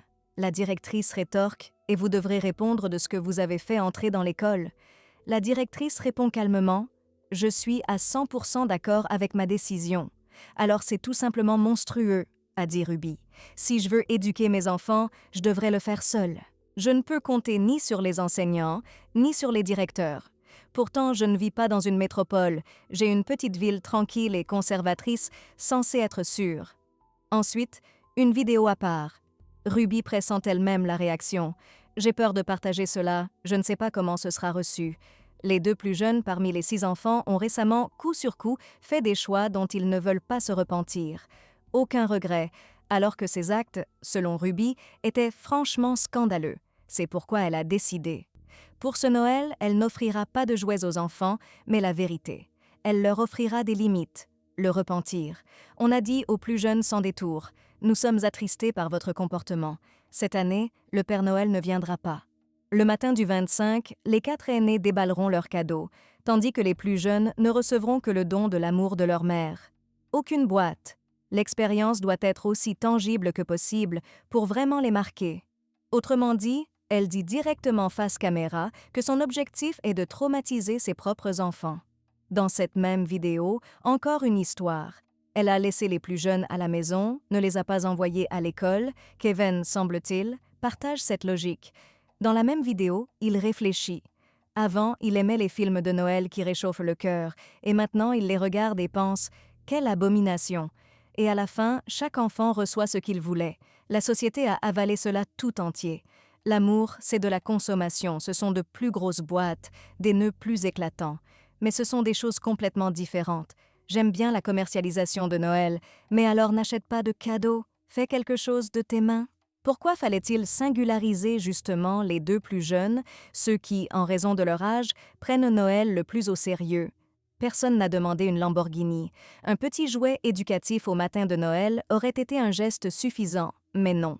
L'histoire des cadeaux a été complétée par la voisine. Ruby continue à partager publiquement des choses ahurissantes.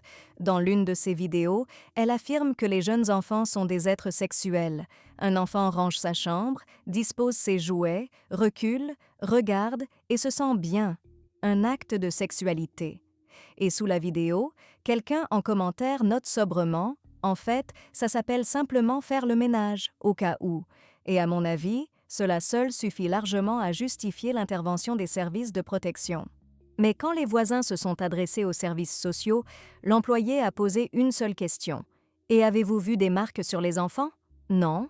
Et on leur a répondu: sans blessure, sans preuve, nous ne pouvons pas intervenir. Plus tard, cette femme dira qu'elle ne regrette qu'une chose: de ne pas avoir menti. De ne pas avoir dit oui, parce que c'est peut-être justement cela qui aurait pu arrêter tout ça. Et ce qui arrivera aux enfants de Ruby et à sa nouvelle partenaire Jodie Hildebrandt, c'est déjà un tout autre chapitre. Et vous savez ce que j'ai envie de dire pour finir? C'est très facile de s'horrifier, de fermer l'onglet et de continuer sa vie en se disant « c'est ailleurs, ce sont des sectaires ». Moi, je ne ferai jamais ça. Mais la valeur de ces histoires n'est pas d'effrayer ou de juger. Si les voisins ressentent quelque chose, Il faut en parler. Si un enfant à côté de vous devient triste quand on mentionne sa mère devant lui, il faut le remarquer. Et si quelque chose vous paraît étrange, ce n'est pas toujours quote 83. Parfois, c'est la seule chance que personne d'autre n'entendra. Et puis, les enfants ne sont pas un projet pour les ambitions des adultes. Ils sont vivants, ils ressentent l'amour.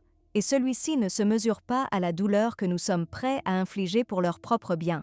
L'amour, c'est quand l'enfant à côté de vous respire plus facilement et non plus difficilement. Voilà tout le critère. Dites-moi ce que vous pensez de cette vidéo dans les commentaires. À bientôt. À Bobenhausen, un hameau de 500 âmes situé à une cinquantaine de kilomètres au nord de Francfort, une jeune fille de 18 ans qui fête son anniversaire enfourche son vélo jaune et part faire un tour. Elle ne revient jamais. S'ensuivront des mois de recherche, des années de questions et près de 2 décennies sans réponse. Et au centre de tout cela se trouvera une personne que tout le monde ici connaissait par son prénom. Il faut peut-être reprendre depuis le début. Le Wettrow. De grands arbres, de vastes prairies, la rivière Leisbach. Elle serpente sur 18 kilomètres à travers la région. Un petit pont enjambe le ruisseau au cœur du village, avec un panneau à proximité. Attention, sol glissant par temps humides. Tout autour des buissons épais, de l'ombre du silence. Ce sont précisément ces endroits qui semblent, par nature, protégés de tout ce qui est mauvais.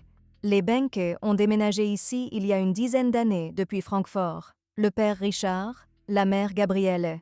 3 filles, l'une déjà à l'université, la seconde fréquente la même école primaire à Randstad que Johanna, la plus jeune. Des yeux bleus, des cheveux blonds, parfois lâchés, parfois en queue de cheval, une frange sur le front. Un sourire qui donne envie de sourire en retour. Le village possède un terrain de sport, à l'ombre des arbres, à 500 mètres du centre, à la lisière même de la forêt. Johanna y allait souvent avec ses amis. Elle aimait aussi faire du vélo sur son vélo jaune. Dans de tels villages, c'est dans l'ordre des choses. On part, on revient, et personne ne s'inquiète vraiment. Tous ceux qui connaissaient Johanna disaient la même chose. Elle revenait toujours à l'heure. Si elle disait « je serai là à 17h30 », alors c'était ainsi. Globalement joyeuse, attachante. Et voici que le 17 août 1999, ce jour est particulier pour Johanna. Elle a 8 ans. Le matin avec les félicitations, le gâteau d'anniversaire, les cadeaux. Une journée où l'on est une petite princesse. Ce jour-là sera précisément le dernier où on la verra vivante. À vélo, elle était seule. Ses amis étaient rentrés chez elle plus tôt, à la fin de cette journée d'été. Vers 5 heures du soir, Johanna prit aussi le chemin du retour. En chemin, elle s'arrêta près d'un banc à côté du pont enjambant le Leisbach. Un endroit tranquille, un chemin asphalté, des buissons et des arbres des deux côtés, le murmure du ruisseau, les oiseaux dans les branches. Rien d'inquiétant, rien qui puisse mettre en alerte. Le même soir, sur le terrain de sport de Bobenhausen, se déroulait un match de football, l'équipe locale. Coup d'envoi à 20 heures. Et pendant que le ballon roulait sur le terrain, dans la famille Benke, cette sensation que l'on ne peut décrire avec des mots grandissait. Il était déjà bien plus de 7 heures et Johanna n'apparaissait toujours pas. Elle avait promis d'être là à 7 heures, mais elle n'était pas rentrée. Et le père se mit immédiatement à la chercher. On voulait sans doute croire qu'elle s'était simplement laissée prendre par le jeu et qu'elle avait oublié l'heure, qu'elle allait apparaître d'une seconde à l'autre, au détour du virage. Mais elle n'était nulle part, et l'angoisse ne faisait que croître à chaque minute. Au lieu de Johanna elle-même, ils tombèrent sur autre chose. Sur la piste cyclable près du terrain de sport, à côté de ce fameux banc près du Leisbach, se trouvait son vélo jaune, posé là, sans être attaché. Et le père comprit immédiatement. Johanna n'aurait jamais abandonné son vélo ainsi. Il appela la police et signala la disparition de sa fille de 8 ans. Le match de football se termina, l'excitation du jeu se dissipa, et à sa place s'installa une tension oppressante lorsque la police arriva au terrain avec l'annonce de la disparition. Pour un petit village, c'était quelque chose d'inconcevable. La nouvelle se répandit instantanément parmi tous ceux qui étaient dit là. Les pompiers arrivèrent peu après, formèrent des équipes de recherche, mobilisèrent des maîtres chiens avec leurs animaux. Tout le monde voulait la retrouver le plus vite possible. Cela s'avéra compliqué. Le territoire était vaste. On supposait qu'elle s'était peut-être retrouvée dans une situation difficile et avait besoin d'aide. Peut-être qu'elle s'était perdue. Peut-être qu'elle avait peur. Chaque minute comptait. À 21h30, l'obscurité tomba sur la région. Les yeux se fermaient, les jambes refusaient d'avancer. Mais l'inquiétude ne disparaissait pas, les gens ne se dispersaient pas. Ils pouvaient suivre la piste. Sur ces entrefaites, les recherches furent suspendues. Chaque jour, dans le pays, entre 200 et 300 personnes disparaissent. La plupart sont retrouvées assez rapidement. Dans 98% des cas, les disparitions sont élucidées en peu de temps. À l'époque aussi, c'est ainsi qu'on percevait la chose. Juste une jeune fille disparue le jour de son anniversaire qu'on retrouvera le lendemain matin et les recherches reprennent. Les champs, les lisières des bois et les cours, les voisins, les connaissances de la famille, les pompiers volontaires des villages les plus proches les rejoignent. Tous ont un seul objectif, retrouver Johanna et la ramener à la maison. Les représentants officiels de la police commentent ce qui se passe. Il n'y a pour l'instant aucune donnée confirmant un acte criminel violent. Outre les enquêteurs et les équipes de recherche, des dizaines de journalistes commencent à affluer dans le petit Bobenhausen. Les publications régionales et fédérales cherchent à couvrir l'histoire de la fillette de 8 ans disparue. Les reporters recherchent des proches, des voisins, des connaissances de la famille Benke.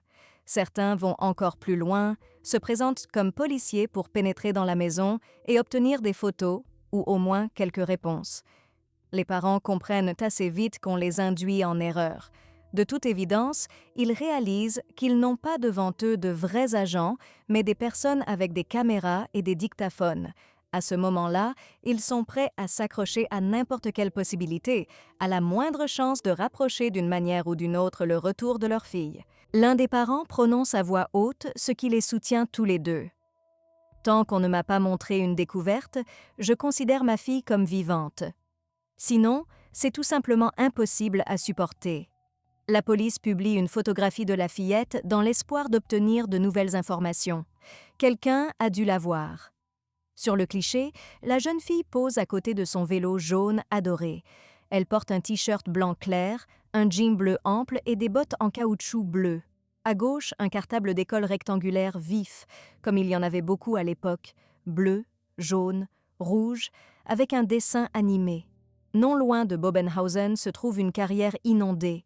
Si elle s'y était aventurée, l'issue aurait pu être tragique. Un plongeur descend sous l'eau pour vérifier. La visibilité est pratiquement nulle. L'eau est trouble, sale. À maintes reprises, ses mains heurtent de grosses branches. Chaque fois, une seconde de frayeur. Et une question que personne ne veut voir répondue. À midi, les recherches dans la carrière sont interrompues sans résultat. L'inspection des canalisations et des bâtiments abandonnés ne donne rien non plus. Une récompense est annoncée. 10 000 marks pour des informations qui aideront à l'enquête. Mais l'inquiétude ne diminue pas, elle ne fait que croître. Une semaine passe, et la jeune fille de 8 ans qui fêtait son anniversaire est toujours portée disparue. La mère dit aux journalistes qu'ils sont sûrs que leur fille a été enlevée et que ceux qui la retiennent ont l'intention de l'utiliser à des fins effroyables. Y penser est insupportable, mais les parents essaient de trouver quelque chose, n'importe quoi. Ils se persuadent que les ravisseurs ont besoin d'argent et que si l'on paie, leur fille sera rendue. Ils sont prêts à la racheter. Peu leur importe désormais, pourvu qu'elle soit retrouvée, mais personne ne répond. Celui qui détient Johanna n'entend pas ou l'argent ne l'intéresse pas. Et la police aussi cesse de compter sur une simple annonce. Peu après la disparition, un groupe spécial est créé et jusqu'à ce moment, l'enquête travaillait sur plusieurs pistes simultanément. Différentes hypothèses étaient examinées. Le suspect pouvait être n'importe qui, depuis une personne au hasard sans lien avec Bobenhausen jusqu'à quelqu'un de l'entourage immédiat de la famille. Même les proches de Johanna, dans un premier temps, n'étaient pas exclus du cercle des suspects. Les enquêteurs ne rejetèrent pas non plus l'hypothèse d'un accident que les proches auraient pu tenter de dissimuler. Cependant, les parents et les autres membres de la famille furent rapidement écartés des soupçons. Ce fut le premier motif pour souffler, et l'enquête passa aux interrogatoires. Les enfants qui se trouvaient à proximité peu de temps avant la disparition, ainsi que leurs parents. Plusieurs passants qui se promenaient ce jour-là dans les environs se sont eux-mêmes adressés à la police. Ils l'ont vue sur le terrain de sport. À ce moment-là, tout allait bien pour elle. Une place particulière parmi les témoins fut occupée par un homme nommé Manfred. Le jour de la disparition, il roulait en voiture en direction de Bobenhausen. Il se pressait pour se rendre à un événement sportif. Une voiture quelconque, 30 à 40 km/h, quand la vitesse autorisée était de 50. Pour celui qui est pressé, c'est une véritable épreuve. À la première occasion, Manfred doubla le conducteur lent et lui lança un regard peu amical. Au volant se trouvait un homme mal rasé avec des lunettes et une queue de cheval à l'arrière. La voiture elle-même, une Volkswagen marron, basse, avec une plaque d'immatriculation de la série HG. Plaque d'immatriculation du district de Octonus. Il n'y accorda pas d'importance particulière. Quelqu'un roule lentement, ça arrive. Il rentra rapidement à la maison, prit son sac et partit au football. Et voilà que sur le parking du terrain de sport, à nouveau la même voiture. Vers 17h23, elle était garée près de la piste cyclable, précisément à l'endroit où l'on retrouverait plus tard le vélo de Johanna. La chance voulait que Manfred travaille comme mécanicien automobile et s'y connaisse en voiture bien mieux que la moyenne. C'est précisément ce qui lui permit de donner une description aussi détaillée. Sur la base de son témoignage, la police commença à rechercher le mystérieux propriétaire du véhicule. Qui était cet homme mal rasé à la queue de cheval? Les recherches s'éternisèrent et chaque voiture devait être vérifiée. Il n'y avait presque aucun progrès. Plusieurs années plus tard, un portrait robot du suspect fut établi. Cependant, il ne se présenta que de profil. La question reste ouverte quant au coupable. Malgré le fait que Richard, le père de Johanna, ait été officiellement écarté du cercle des suspects, on commença à chuchoter au village. Le fait est que l'homme au volant avait une queue de cheval, exactement comme celle de Richard. Pour les hommes locaux, une telle coiffure était rare, et cette coïncidence donna immédiatement matière à commérage. Difficile d'imaginer ce qu'il a ressenti durant ces jours. Un père qui ne rêve que d'une chose, serrer à nouveau sa fille dans ses bras, et qui entend en même temps dans son dos des suppositions et des soupçons. À un moment donné, l'enquête a mené à Friedrichsdorf, près de Francfort. On y a trouvé une Volkswagen Jetta qui, à première vue, correspondait à la description. Le propriétaire, un certain Rick E. La voiture correspondait globalement au tableau, mais pas en tout. Lors d'un examen plus détaillé, des doutes surgirent chez les enquêteurs. La couleur du véhicule ne correspondait pas à celle que décrivait Manfred. Était-ce bien cette voiture? Il restait à le déterminer. Dans le dossier apparaîtra plus tard le procès-verbal d'interrogatoire de Manfred, l'homme qui avait vu la voiture le 2 septembre. C'est sur lui que les enquêteurs fondaient des espoirs particuliers. 18 jours après la disparition de Johanna, le groupe opérationnel se rend à Friedrichsdorf avec Manfred. Le calcul est simple, il est le seul à avoir vu ce véhicule. Rick est un indice avec lequel on peut déjà travailler. Pendant que certains agents travaillent avec Manfred, deux autres s'entretiennent parallèlement avec Rick lui-même, cherchant à savoir où il se trouvait le 2 septembre. Rick raconte, et son récit détruit la version. Il ne pouvait pas être à Bobenhausen. Selon ses dires, dans l'après-midi de ce jour-là, il a eu un petit accident de la route. Tout a été réglé sur place. Et le soir, une amie est venue le voir. Elle le confirme. Manfred ne donne rien non plus aux enquêteurs. La voiture de Rick est bleue. Celle qu'il a vue alors était marron. Donc, ce sont des voitures différentes, et il n'y a plus d'indices. Les recherches continuent, et les parents collent des milliers d'affiches dans tout le district. Ils n'ont pas l'intention de s'arrêter. À ce moment-là, le groupe opérationnel a vérifié environ 2000 pistes. Les enquêteurs s'adressent à la télévision, à l'émission Affaires non résolues. Le calcul est que quelqu'un parmi les téléspectateurs s'avère être un témoin fortuit et pourra communiquer un détail nécessaire. À ce moment, la police criminelle penche déjà pour le fait qu'il s'agit d'un crime et non d'un accident. Mais l'appel télévisé ne donnera rien non plus. Une trentaine d'appels arrivent. Aucun d'entre eux n'est décisif. Des médiums nomment des endroits où Johanna se trouverait prétendument. Ils proposent leur aide. Et à un moment donné, la situation atteint l'apogée du cynisme. L'un des enseignants amène toute une classe devant la maison de la famille comme en excursion, comme s'ils avaient devant eux une curiosité touristique. La mère de Johanna, Gabriele, les chasse de la propriété. 8 semaines ont passé. Ce sont des semaines d'attente et d'espoir qui ne se terminent par rien. La personne la plus chère manque partout, dans chaque petit détail, dans chaque jour ordinaire. Mais ce n'est pas encore le deuil, parce qu'on ne peut véritablement faire le deuil que quand on sait avec certitude. Et eux n'ont toujours pas de clarté. Plus de 6 mois passent, le lit de Johanna reste vide. La famille ne renonce pas, ils continuent. Ils veulent des réponses, et voici que vient le jour qui apportera la certitude, qui changera tout. Le 1er avril 2001, un homme se promène dans la forêt près d'Alsfeld. C'est non loin de l'autoroute Francfort-Kassel, à environ 100 km de Bobenhausen, près de l'aire de repos routière de Berfa. Il est simplement sorti prendre l'air, se dégourdir les jambes. Une promenade ordinaire, mais quelque chose au bord du sentier arrête son regard et détruit toute la quiétude de l'endroit. Là gît quelque chose, ou plutôt quelqu'un. Et c'était des restes. Un petit crâne, 4 dents, un fragment de mâchoire inférieure et des fragments d'os épars. La police arrivée passe minutieusement au peigne fin le lieu de la découverte. Ils espèrent pouvoir y trouver des traces qui indiqueront enfin le coupable et donneront des réponses aux questions. Dans un rayon de 500 mètres, environ 100 policiers se frayent un chemin à travers le sous-bois dense. Ils cherchent ce qu'il reste de la petite fille qui fêtait son anniversaire. Encore quelques fragments, et selon toute vraisemblance, les animaux de la forêt ont dispersé les restes. Et voici qu'ici se révèle quelque chose qui défie l'explication.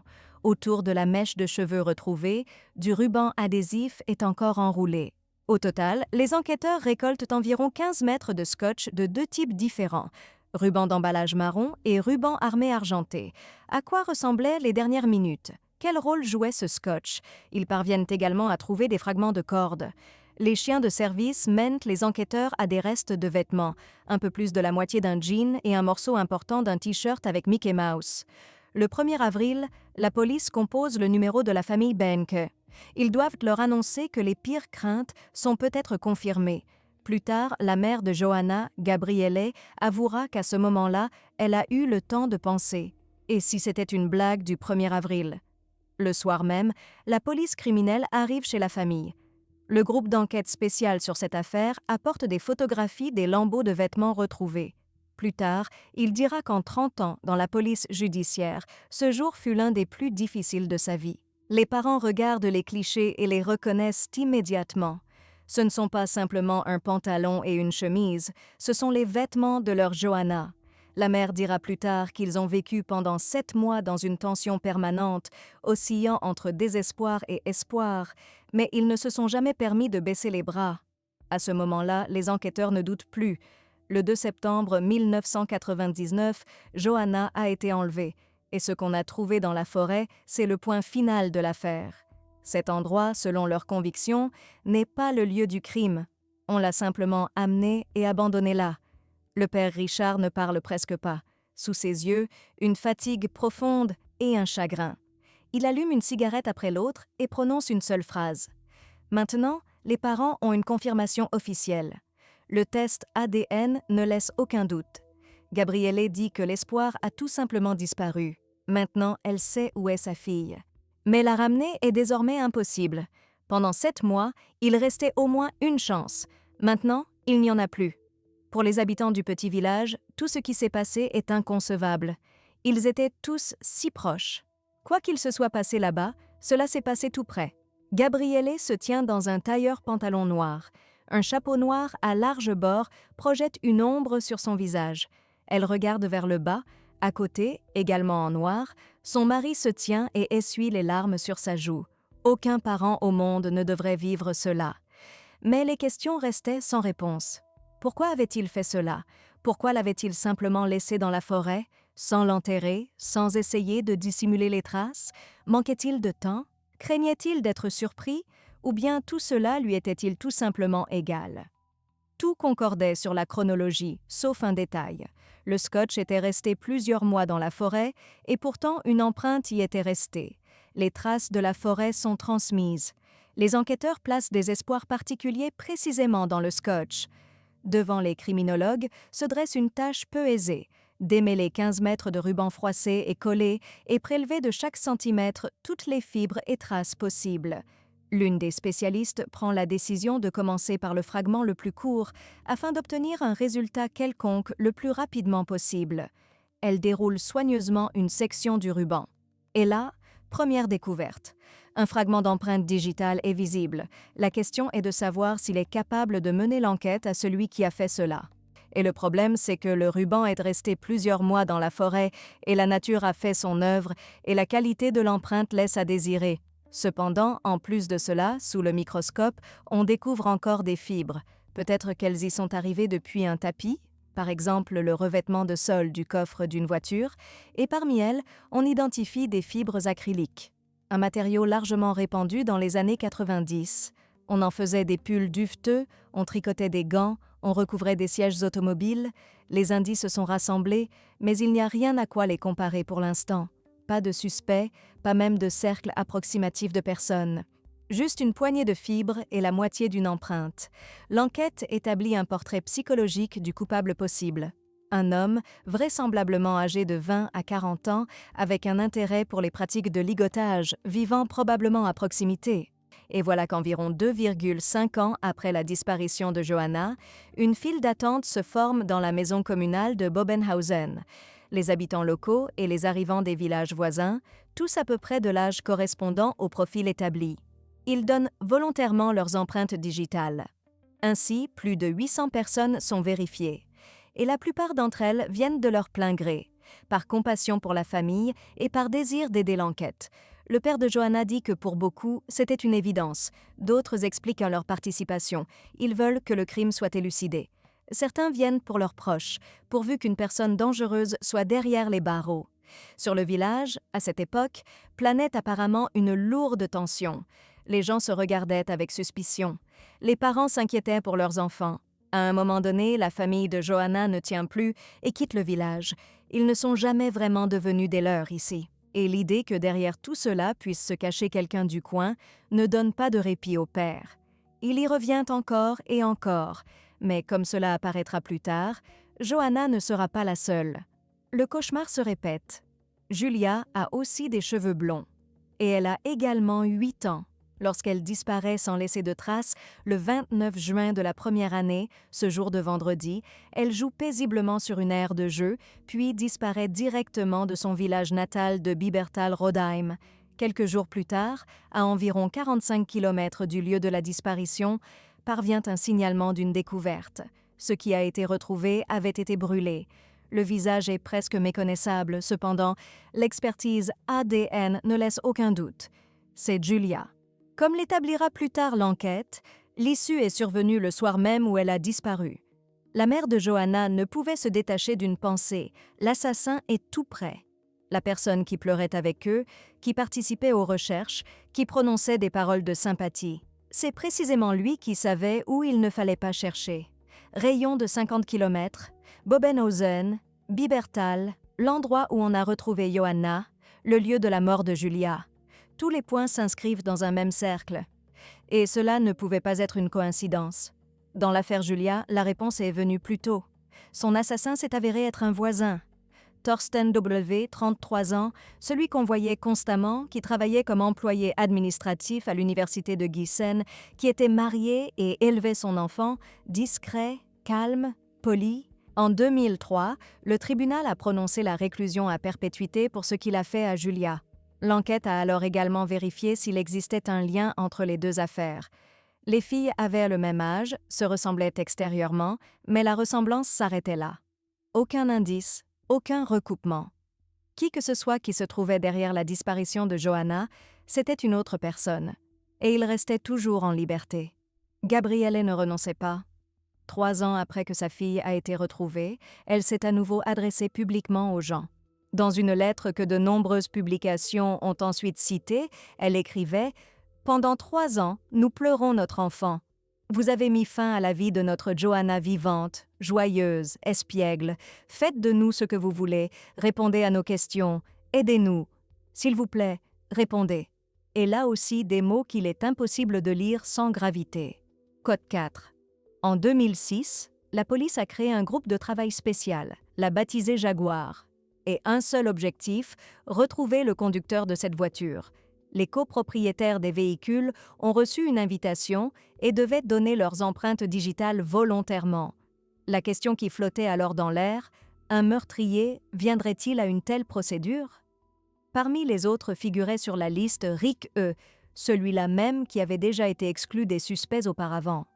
À cause de la couleur de la voiture, son véhicule était bleu et non marron. Cette fois-ci, on ne l'a pas réinvité. Ses empreintes étaient déjà dans la base de données provenant d'autres affaires. Mais voici quel était le problème. Au cours des années passées, les technologies avaient progressé. La méthode LiveScan est apparue. Rick n'y est pas passé. Et l'enquête ne disposait que des vieilles empreintes à l'encre. Les criminologues les ont jugées propres à la comparaison. Ils l'ont effectuée, la comparaison ne correspondait pas. Rick a été exclu à nouveau. Et voici qu'en 2009, à l'entrée de Bobenhausen, la police a installé une immense banderole avec une photographie de Johanna. À ce moment-là, Richard était déjà gravement malade. Crise cardiaque, maladie pulmonaire chronique, il avait pris une retraite anticipée et ne quittait presque pas son appartement au dernier étage. Tous les spécialistes s'accordaient sur un point. Celui qui avait fait cela à Johanna devait faire partie de son entourage. Richard ne voulait pas simplement, il avait besoin de connaître le nom tant qu'il avait encore le temps. Et le pire serait d'apprendre que ce quelqu'un est une connaissance. Quelqu'un qu'il croisait dans la cage d'escalier, à qui il disait bonjour, avec qui il était peut-être assis à la même table. Il disait qu'il lui fallait de la clarté tant qu'il était encore possible de tout obtenir. Des années ont passé, la piste a été épuisée, l'enquête s'est refroidie, mais les parents ne renonçaient pas. Et voici qu'en 2016, Richard nous a quittés. Il n'avait que 64 ans. Jusqu'au bout, il n'a pas baissé les bras, il collait des affiches, accrochait des prospectus, continuait à espérer. Et puis, tout a changé. 3 jeunes enquêteurs ont décidé de reprendre l'affaire depuis le début, de réexaminer chaque indice, chaque trace, comme s'ils les voyaient pour la première fois. Le début s'est avéré épuisant et bureaucratiquement encombrant. Des montagnes de papier, des dossiers avec des documents d'archives. Avant de se mettre au vrai travail, il fallait tout convertir au format numérique. Et chaque feuille manuellement à travers le scanner. Rien que la numérisation a pris 10 à 12 semaines. Et seulement après cela, l'enquête a pu avancer. Mais voici aussi Rick, ce même avec la Jetta bleue. Déjà à l'époque, il était entré dans le champ de vision comme ayant un casier judiciaire pour agression sexuelle, et désormais il s'est progressivement à nouveau déplacé vers le centre de l'enquête. Et alors qu'il avait été exclu auparavant du cercle des suspects, la dactyloscopie semblait ne donner aucun motif. N'est-ce pas une nouvelle perte de temps, mais aucun autre nom ne revenait aussi souvent que le sien. Non loin de l'endroit où autrefois Johanna avait disparu. Quelques personnes se promenaient à l'air libre près d'un champ de maïs, des sons étranges sortaient des fourrés, quelque chose bougeait à l'intérieur. Les gens se sont approchés pour regarder et ont vu ce qui les a fait agir immédiatement. Sur le sol gisait une jeune fille de 14 ans. À côté d'elle, il y avait un homme nu. Elle était également presque déshabillée et ses mains étaient liées avec du scotch. Exactement comme celle de Johanna. Les témoins ont signalé l'incident à la police et celle-ci a ouvert une affaire. Le 15 février 2017, les enquêteurs sont à nouveau venus à Friedrichsdorf, cette fois-ci avec une perquisition au domicile de Rick. Ce qu'ils y ont vu les a plongés dans la stupéfaction. L'un des agents décrivait plus tard « C'était si sale qu'on ne pouvait pas croire que quelqu'un y vivait ». Vers le lit ne menait qu'un étroit sentier piétiné. Le matelas sale, déchiré, des cordes et des cordons partout. Près du lit, on a trouvé des restes de substances. Les enquêteurs ont saisi le téléphone et d'autres supports de données et dans le grenier, ils ont découvert encore quelque chose. Une petite boîte bleue et à l'intérieur de vieux vêtements, des cordes, des cordons et du scotch. Et plus tard, une entrée apparaîtra dans le dossier qui fera bouger les choses. Une surveillance pendant des mois et chaque pas était consigné, chaque contact, chaque itinéraire. Sans preuves en béton, on ne peut pas condamner une telle personne. Tous ceux qui travaillaient sur cette affaire le comprenaient.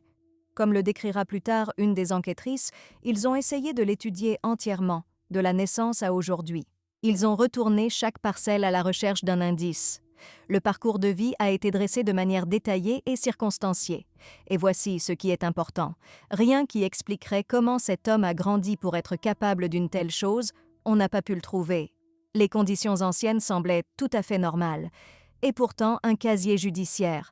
À 17 ans, il s'est jeté sur une petite. À 8 ans, longs cheveux blonds en plein sur une route de campagne. Elle n'a été sauvée que par 2 cyclistes de passage.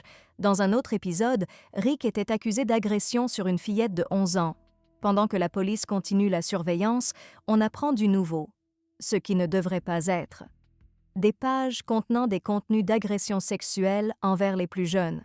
Sur ces supports, on découvre des images de fillettes blondes d'environ 8 ans. Il les photographiait en cachette, simplement quand elles rentraient chez elles, allaient à l'école. Et encore, à chaque fois, il cherchait sur Internet des informations sur l'issue de l'affaire Johanna Ben-K. On le surveille partout. À la piscine, la nuit, dans les champs, quand il vole des pommes de terre. Près de 6 mois, comme une ombre. Et voici, des années après ce qui s'est passé, le tournant. Le moment que tous attendaient depuis si longtemps. Au laboratoire, les fibres du ruban adhésif saisies lors de la découverte de Johanna ont été comparées aux échantillons de ruban de la boîte bleue et concordance. Après tout ce temps, concordance, mais des fibres seules ne suffisent pas. Il faut l'objet même duquel elles ont été laissées. Parallèlement, on revient à l'ancienne empreinte partielle, et là aussi la clarté arrive bientôt. L'empreinte appartient à Rick, pouce gauche. Enfin, tout concordait. Vient le jour qu'on attendait depuis longtemps, le 25 octobre 2017. Dehors, il fait frais et sec. À 7h20 du matin, 2 enquêteurs se tiennent devant sa porte. Ils sont prêts à l'interpellation et à la perquisition de l'appartement. Et voilà qu'il sort vers eux. Un homme discret, de petite taille. Plus tard, une enquêtrice dira « Si elle l'avait croisé dans la rue, elle n'aurait jamais pensé que c'était cet homme qui était capable d'une telle chose. » On devinait en lui de l'agitation, mais il a l'air calme. Il demande la permission de lire le mandat de perquisition. Dans une main le papier, dans l'autre une cigarette. Il s'assied sur le bord du lit et lit, puis prononce une phrase. Une tentative évidente de s'en sortir d'une manière ou d'une autre. C'est sûrement quelque chose de fabriqué.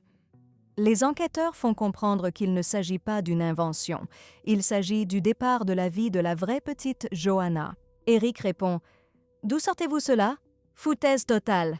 Bon, j'ai fait des choses dans ma vie, mais pas ça. » Il met dans un sac quelques gros livres de fantasy, prend ses cigarettes. Il est temps d'aller au commissariat. Les enquêteurs lui mettent des menottes, une ceinture de sécurité et des entraves aux pieds. Pendant le trajet de 45 minutes jusqu'au service d'enquête, Rick est assis face à 2 détectives et pose toujours la même question. Comment l'ont-ils trouvé? Il était déjà passé par un contrôle en son temps. On n'a rien trouvé, on l'a relâché. On ne lui a rien reproché, mais les technologies ne s'arrêtent pas. Ainsi commença l'interrogatoire. Les enquêteurs ont exposé la situation sans détour. « Monsieur, il ne s'agit pas de savoir si vous avez fait cela. Nous sommes convaincus, vous êtes cet homme-là, et une seule chose nous intéresse, comment et pourquoi, et maintenant, vous avez la possibilité d'en parler vous-même. » Il s'est tu, puis a prononcé « quote 8 ». Il s'est détourné, a couvert son visage de sa paume, a roulé des yeux. Et de temps en temps, il fumait. Pendant ce temps, une perquisition se déroulait dans son appartement. Le logement se trouvait toujours dans un état monstrueux. 38 mètres carrés, où qu'on regarde des ordures. Des produits moisis, des mouches mortes par terre, une odeur mêlant pourriture, air confiné, fumée de cigarettes et sueur. La porte d'entrée était grossièrement scotchée de l'intérieur. Parmi les trouvailles, 7 500 € en espèces et plusieurs lettres. Et encore une littérature étrange. Code 9, Code 10, des histoires sur des enfants enlevés et disparus. D'autres traces ont pu être relevées partout. Les habitants du quartier étaient bouleversés. Rick semblait renfermé, peu sociable, évitait les gens, mais comme ça, l'un de ceux qui le voyaient périodiquement dira plus tard « ça ne rentre tout simplement pas dans la tête. Il était normal. Il saluait en passant. » Quote 11. Une telle personne n'éveille tout simplement pas les soupçons. Qui est-il donc, ce Rick? En mars 1976, un petit garçon est venu au monde. Et peu après sa naissance, les parents l'ont donné à l'adoption. Ils n'ont pas voulu ou n'ont pas pu en prendre la responsabilité. Mais cela n'a jamais pesé à Rick. Il considérait comme parents ceux qu'il avait choisis lui-même, ceux qui l'ont élevé. Quand Rick avait environ 5 à 6 ans, les relations entre les parents adoptifs se sont fissurées. Ils se sont séparés. Il est resté avec sa mère, voyait son père rarement, une fois tous les 2 ans, quelques semaines pendant les vacances. À l'école, il étudiait, au final il a obtenu son diplôme avec une note correcte de 2,2. À 17 ans, sa grand-mère lui a loué un studio dans le district de Octonus à Friedrichsdorf. 3 mois Rick a servi dans l'armée, puis 10 mois de service alternatif. Après cela, il est entré à l'université en biochimie, mais n'a pas terminé le cursus. Il a abandonné. En 2002, sa mère est morte. Avec la loi, Rick n'avait pas de bonne relation. Condamnation pour infraction au code de la route, pour infraction à la législation sur les stupéfiants, pour cambriolage. Il a même été derrière les barreaux. À ce moment-là, il avait déjà passé la quarantaine. Cheveux habituellement attachés en queue, sans emploi. Il vivait de l'argent que lui envoyait son père et de ce qu'il restait de l'héritage de sa mère. L'appartement laissé à l'abandon, il en sortait rarement. Pas de petit ami, pas de proche. Et voici que cet homme retourne dans la salle d'interrogatoire. La première chose qu'il prononce vous glace le dos. Cote 12. Tout concordait dans le temps, sauf un détail. Il dit lui-même que c'était un accident. Rick raconte le 2 septembre 1999. À l'époque, il avait un peu plus de 20 ans. Comme l'établira plus tard l'enquête, ce jour-là, il avait consommé des substances illicites. Il roulait dans les rues sur sa Volkswagen Jetta et cherchait quelqu'un du regard. Et là, il a vu Johanna. Elle jouait près du pont et, selon ses dires, elle l'a attirée immédiatement. Il s'est jeté sur elle et l'a immobilisée avec du chloroforme. Puis, il l'a poussée dans le coffre. L'enlèvement, comme il l'affirme, mais il comprenait qu'il fallait se dépêcher. Bientôt commencerait le match de football. À tout moment, quelqu'un pouvait le remarquer. 3 fois, il a dû s'arrêter. Johanna reprenait conscience, criait et tapait des pieds sur les pneus de l'intérieur. Dans un pâturage à chevaux, il s'est arrêté pour voler une corde et l'immobiliser. Encore 6 kilomètres plus loin, dans une station-service, il a acheté du ruban adhésif. Il l'a ligotée quand peu après elle a recommencé à frapper les pneus. Dans une tentative désespérée de se sauver, il a ouvert le coffre. Et à ce moment, elle s'est précipitée à sa rencontre. Pour la calmer, comme il dit, il l'a frappée. Et apparemment, le nez s'est cassé. Et comme la bouche était scotchée avec du ruban, elle ne pouvait plus respirer. Et elle a suffoqué. Et quand il a une fois encore ouvert le coffre, elle ne bougeait plus. Tout ne s'est pas passé comme il avait prévu. Oui, il voulait abuser d'elle. Il l'a enlevée, mais lui causer un mal irréparable, il ne le prévoyait pas. C'était un accident. Rick en parle de manière plate, froide, sans le moindre soupçon d'émotion. On a l'impression qu'il se complaît presque dans l'interrogatoire et dans l'attention portée à sa personne. Il dicte les déclarations, corrige les fautes d'orthographe, insère des précisions avec des astérisques. Si une formulation ne lui convient pas, il la reformule. L'enquêteur qui menait l'interrogatoire dira plus tard qu'il se comportait presque comme un professeur d'allemand. À la fin, il a apposé sa signature sur les déclarations. Parallèlement, les pièces à conviction sont photographiées. Les enquêteurs ont découvert des notes d'où ressort une certaine inclination. Elle se manifestait chez lui dès l'époque scolaire. Ils ont saisi des disques durs et des supports d'information. Au total, environ 7 téraoctets de données, environ 17 millions de fichiers. 10 employés de la police passeront 6 mois à les examiner. Dans le contenu des enregistrements vidéo se répète le pouvoir, l'humiliation, sur plus de 20 ans. Encore et encore. Enregistrement avec la participation de mineurs. Regarder tout cela était insupportablement pénible pour les agents. Dans le grenier, on a trouvé 2 housses peluche gris foncé pour les sièges conducteurs et passagers, ainsi que 2 housses des sièges arrière. Les fibres sur celles-ci correspondaient aux fibres du ruban adhésif. Tous les doutes étaient levés, Johanna voyageait dans le coffre de sa Jetta. Et voilà que l'enquête s'est posé la question. Un accident? Les enquêteurs ont tenté de reproduire les événements. Ces déclarations peuvent-elles correspondre à la réalité? Un médecin pédiatre a établi que suffoquer dans un espace fermé prend 2 heures. Précisément autant, selon les paroles de Rick, tout cela continuait. C'était physiquement impossible.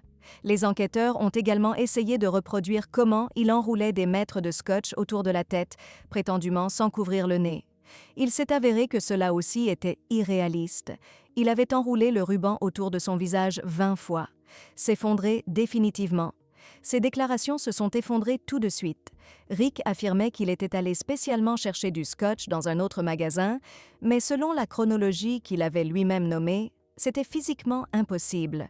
Le terrain pour chevaux qu'il mentionnait avait, selon toute apparence, été inventé. 18 ans plus tard, il est devenu possible de prouver que Rick n'était pas seulement coupable, mais aussi menteur.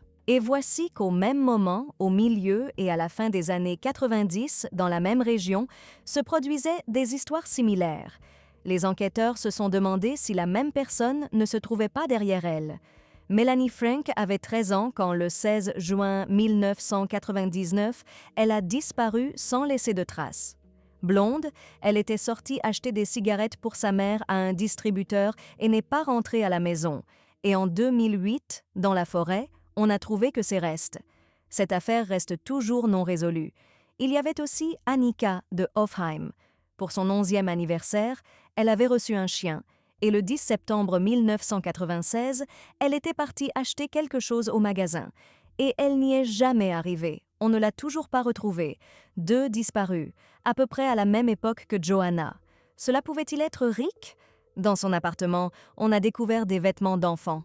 Au centre de détention de Giessen, il a été interrogé sur les 2 affaires, mais on n'a alors pas pu trouver de motif suffisant pour l'accusation. Et l'affaire Johanna est enfin arrivée au tribunal. Presque 20 ans après.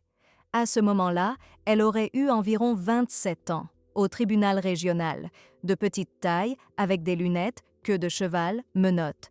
La mère de Johanna était déjà dans la salle, les mains croisées sur les genoux. C'était la première rencontre avec l'homme qui l'a privée de sa fille. Rick gardait tout le temps la tête baissée. Ni remords, ni honte. Il n'a pas une seule fois levé les yeux. La mère a prononcé un discours. Elle a parlé de l'issue absurde et du fait que le coupable devait passer derrière les barreaux le reste de sa vie. Et au cours de la séance, on a mentionné le cycliste témoin. Et le dernier mot a été pris par Rick lui-même. En 2018, le verdict a été rendu. Rick a été reconnu coupable d'avoir commis un crime avec une cruauté particulière, ainsi que de détention de matériel interdit. Ce n'était pas un accident. La fillette de 8 ans qui fêtait son anniversaire, celle-là même dont il était question dans le titre de cette vidéo, a perdu la vie à cause du scotch dont il avait entouré sa tête. Environ 29 couches. Réclusion à perpétuité. À la mère de Johanna, ce verdict a apporté un certain soulagement. Mais elle a dit « Cela ne se referme jamais. J'ai perdu mon être cher. » Dans l'établissement où Rick a été envoyé, les choses ne lui ont pas été faciles. L'un des codétenus, lui-même père, purgeant une peine pour vol à main armée, a fait sentir au coupable ce qu'était la rétribution.